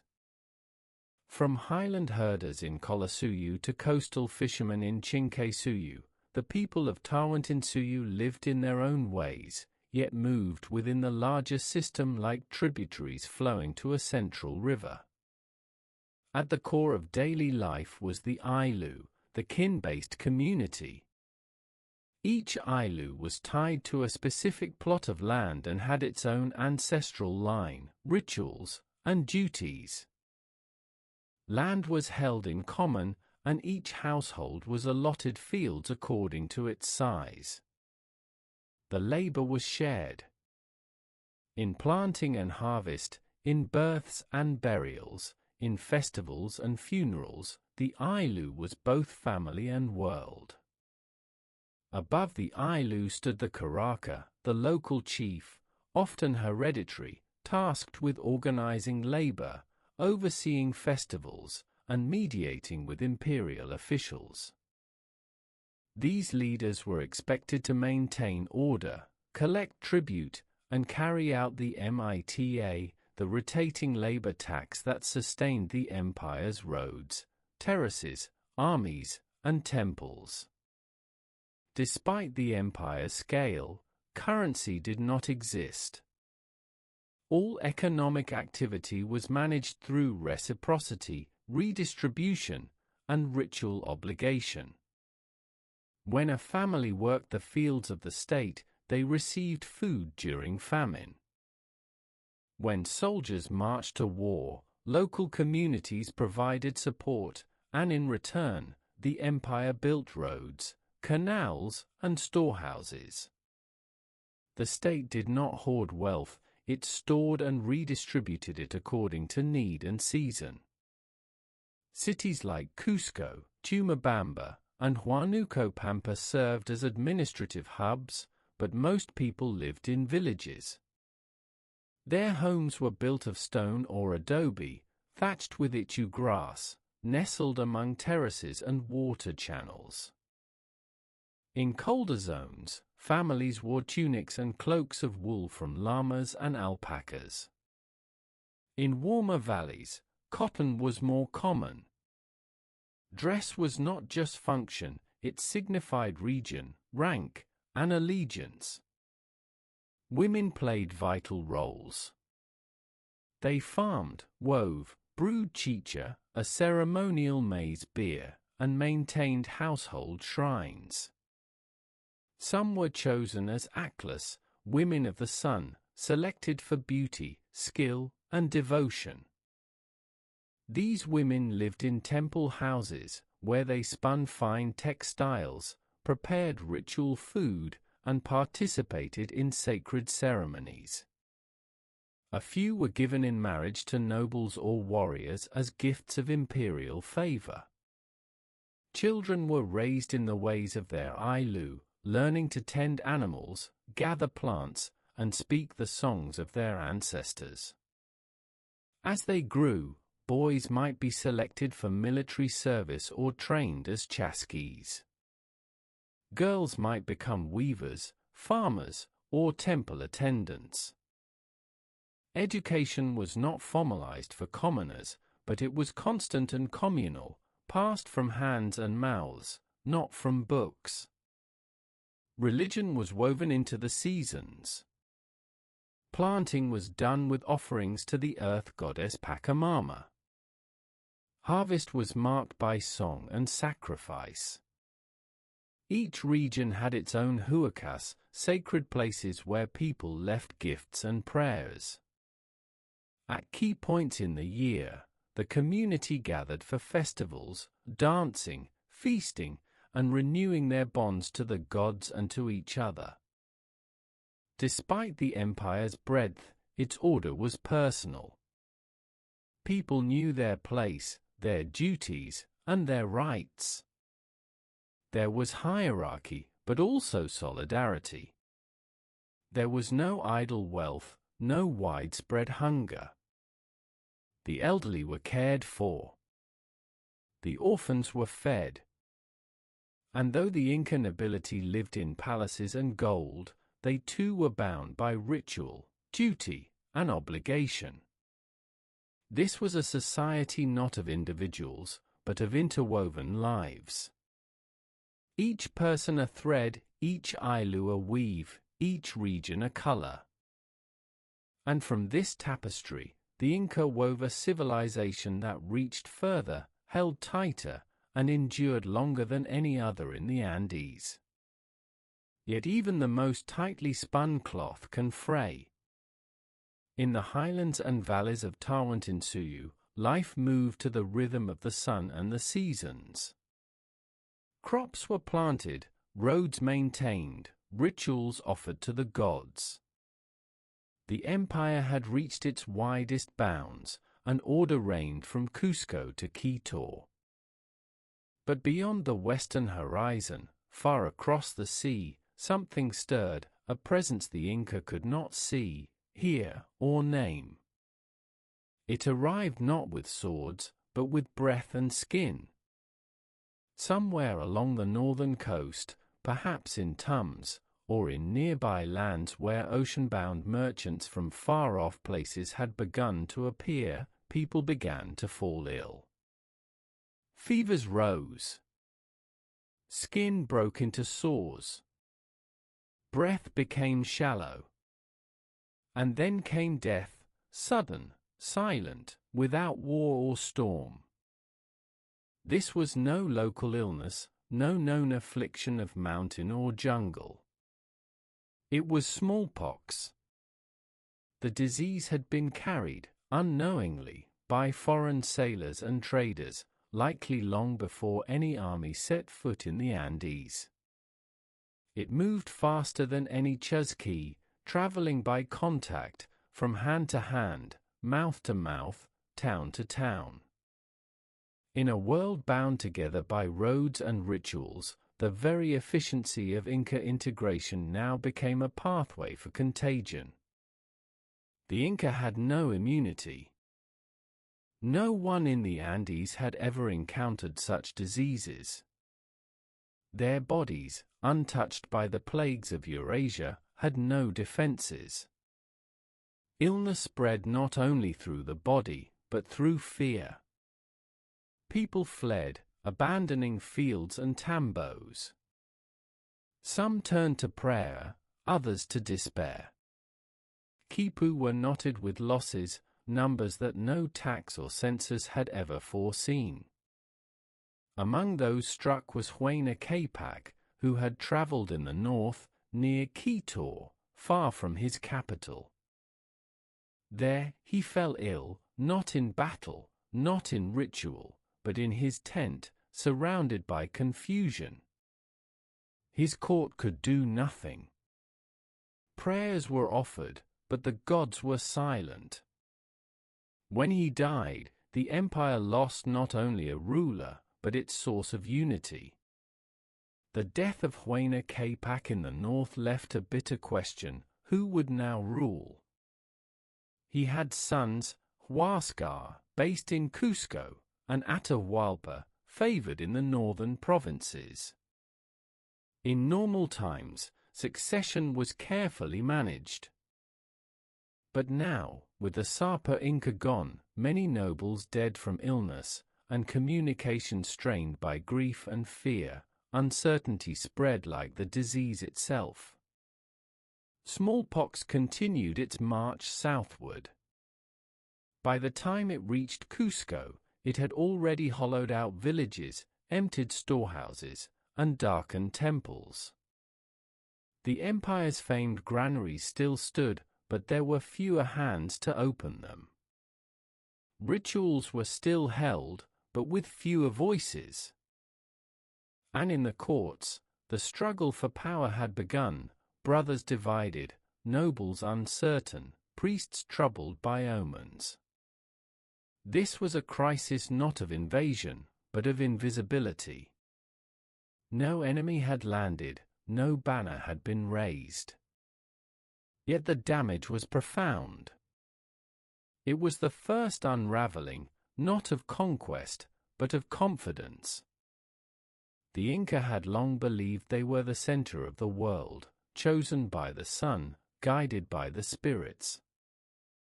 But now, a shadow had fallen across the land, and its shape could not be measured.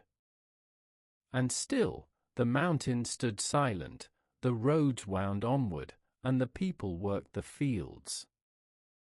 Life continued, but something had changed.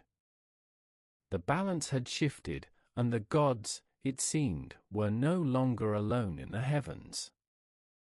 The empire did not fall, not yet. But its stillness had been broken. And in that fracture, new winds would soon blow. The Inca had always revered continuity, the passing of wisdom, land, and divine right from one generation to the next. The Sapa Inca was not merely a king, but a living link between earth and sky, the past and the future.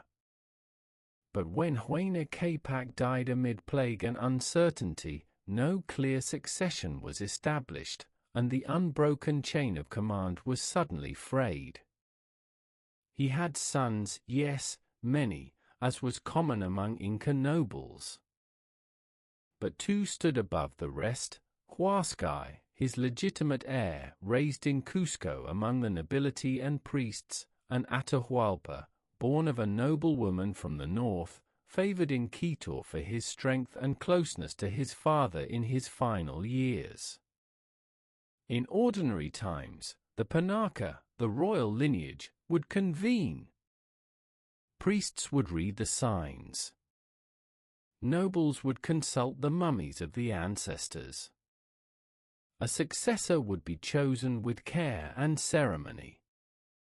But these were not ordinary times.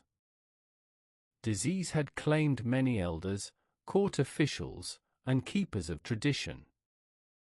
The rituals were rushed, the signs unclear. In Cusco, Huascar was proclaimed Sapa Inca. He was of noble blood, raised in the heart of empire, and crowned with the golden fringe. His name meant chain, and he claimed to be the rightful link in the royal succession. Yet not all accepted him. In the north, Atahualpa had already begun to command loyalty, not only from generals and administrators, but from armies loyal to his father's campaigns, men hardened by years of war and expansion. At first, there was no open rebellion. Messages passed between Cusco and Quito. Diplomacy was attempted. Some nobles hoped to avoid a fracture. But beneath the surface, tensions grew. Regional loyalties, long managed with care, now sharpened. Cusco saw itself as the heart of civilization. Quito, the stronghold of military power, began to view the capital as distant and decadent. Huascar, wary of Atahualpa's popularity, began to demand oaths of loyalty from governors across Tawantinsuyu. He replaced northern administrators with Cusco loyalists. He questioned the rituals honoring his father, claiming they had been tainted by those who now backed his rival. Atahualpa, though not yet declared king, was treated as such by his followers. The roads began to whisper. The chasquis ran with uneasy messages. The nobility split into factions. The balance of the empire, long preserved through careful integration and shared belief, now began to tilt. The administrative brilliance that had united the four Suyus, the labor system, the road network, the religious festivals, depended on the unquestioned authority of the Sapa Inca. Without that, the system trembled. Ordinary people continued their duties. Farmers sowed and harvested. Mita laborious built terraces and stored maize. But they did so under the weight of rumor. Would there be war? Would tribute be taken twice? Would the gods favor one brother over the other? And the gods, for their part, gave no clear answer. Oracles gave conflicting prophecies. Priests hesitated. The ancestors were consulted, but even their silence seemed uncertain. What was clear was this: the empire could not serve two sons of the sun.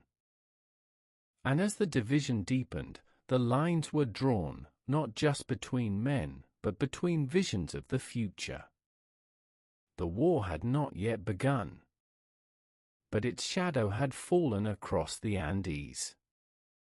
From the sunlit plazas of Cusco to the windswept coasts and forested ravines of the Andes, the Inca Empire was tied together by more than kings or armies.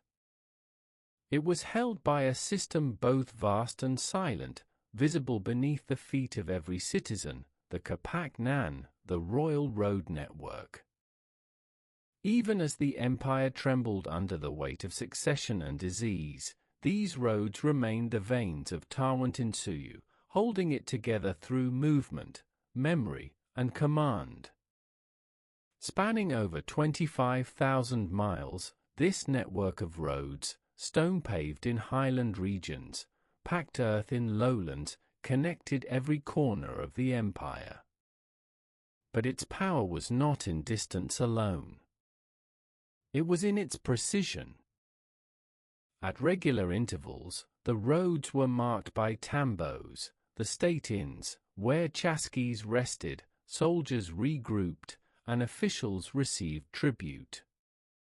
Along mountain passes, bridges of woven grass spanned deep gorges, rebuilt each year by local communities as part of their Mita duty.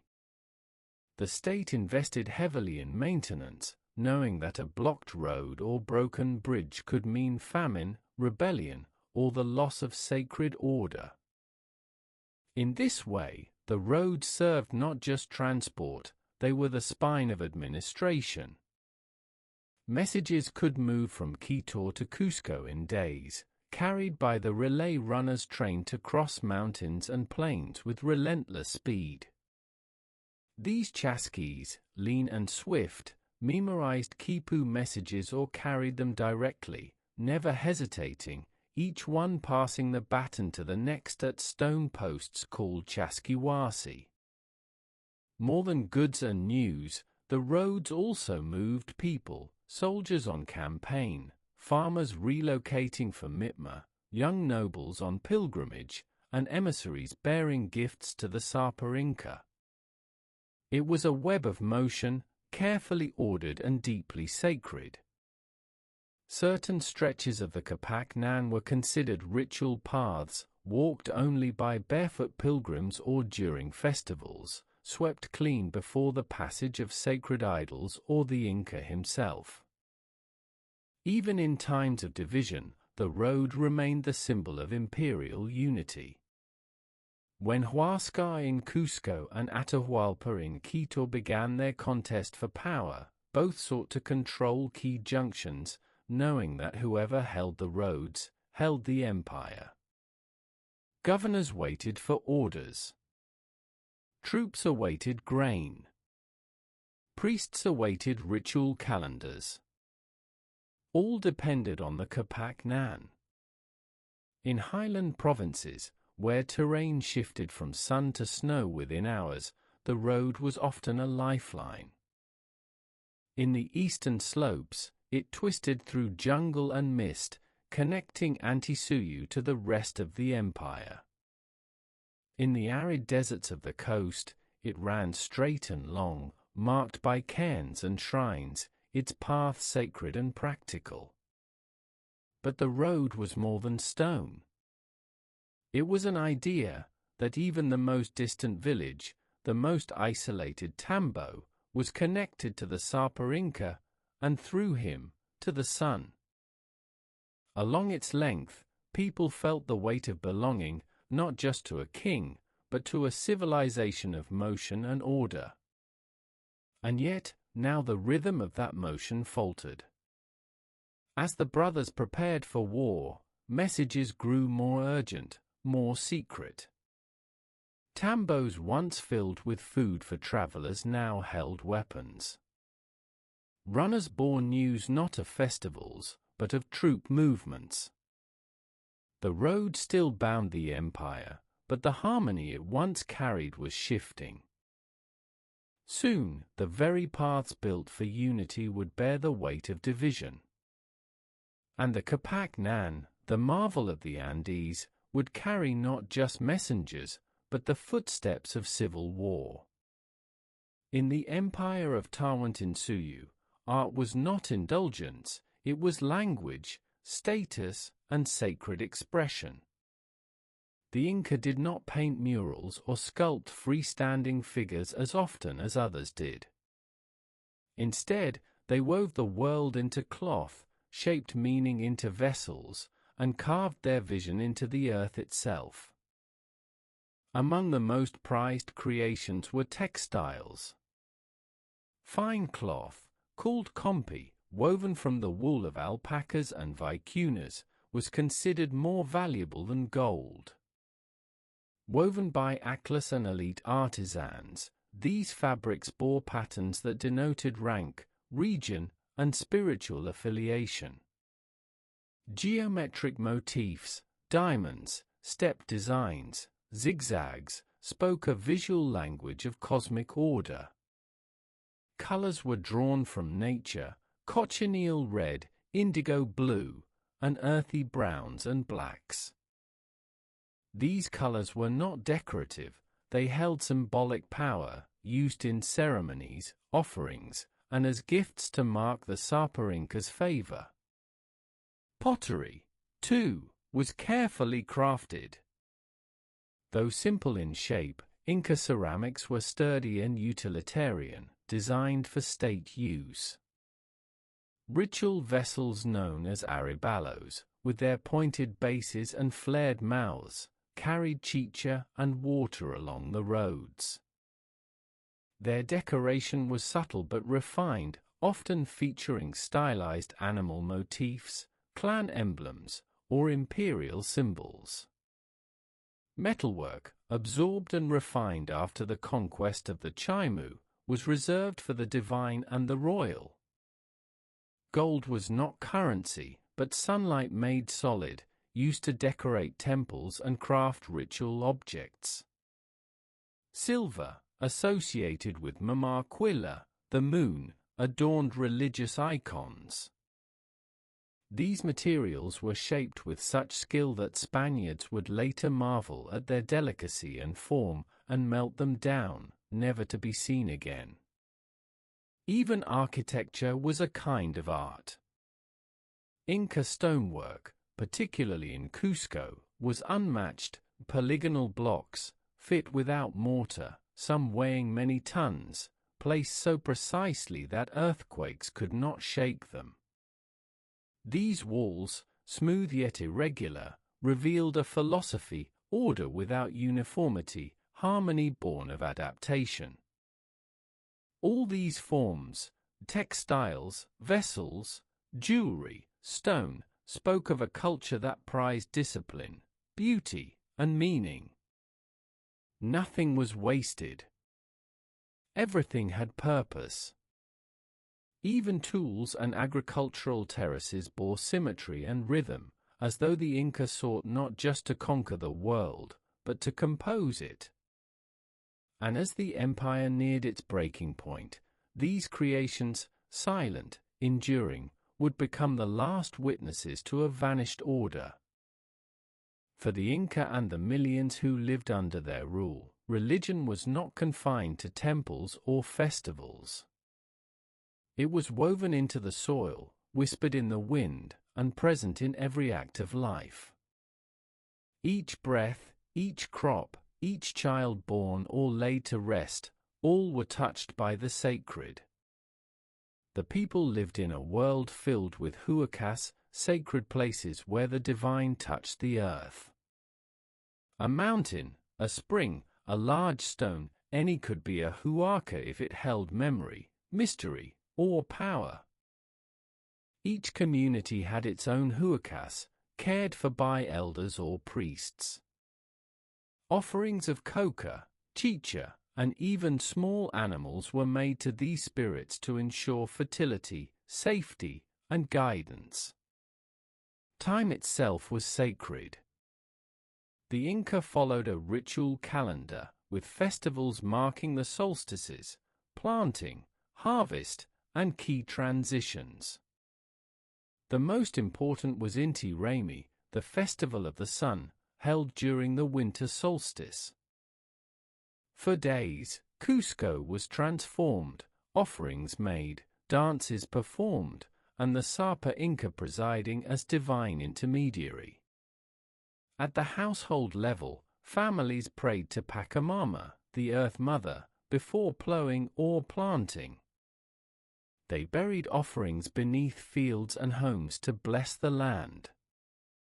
Illness was seen not as biology, but as imbalance, a breach in harmony with the spirit world, to be treated with herbs, chants, and ritual purification. The dead were not gone. Ancestors remained close. Nobles preserved mummified forebears, seated in councils, dressed, fed, and honored in public ceremonies. Commoners remembered theirs through oral tradition, ritual, and daily offerings. The past was not past, it was part of the present. Religion was also governance. The Sapa Inca, as child of Inti, was the high priest of the realm. His word shaped ritual law, and his movements followed sacred pathways. Priests and priestesses, drawn from noble bloodlines or chosen for their purity, maintained the temples, trained the next generation, and kept the empire's soul alive. Yet by the final years, even these rites grew strained. The balance was faltering. Oracles gave conflicting messages. The sun was eclipsed, literally and symbolically. And many wondered if the gods had turned away. But still, people planted, offered chicha to the hills, and watched the sky for signs. Faith endured, even as war crept near. Just before the world began to unravel, Tawantinsuyu stood in quiet majesty. From the jungles of the Amazon fringe to the rocky shores of the Pacific, from the deserts of Atacama to the snow peaks of the Cordillera, the Inca Empire moved in rhythm, firm, vast, and alive. Cusco, the navel of the world, pulsed with ritual and administration. Armies stood ready. Storehouses were full. Roads carried grain, gold, and messages. In every province, Kipu kept count. In every field, hands worked. In every heart, the world seemed whole. The sun still rose. The ancestors were fed. The tambo still welcomed travelers. The empire still sang its sacred song. And yet, beneath the stone, a tremor. Between brothers, a silence. On the coast, in the ports, whispers of strangers. The Inca did not yet know what lay just beyond the edge of the world. But they could feel it, a shift in the sky, a wind from the west. Still, for one final breath, the Andes stood whole. The empire remained unbroken. And the people of Tawantinsuyu lived as they always had, by the path of the sun, the rhythm of the land, and the wisdom of their gods. Thus ends the chronicle, not with conquest, but with quiet. The storm has not yet come, but the sky has begun to darken.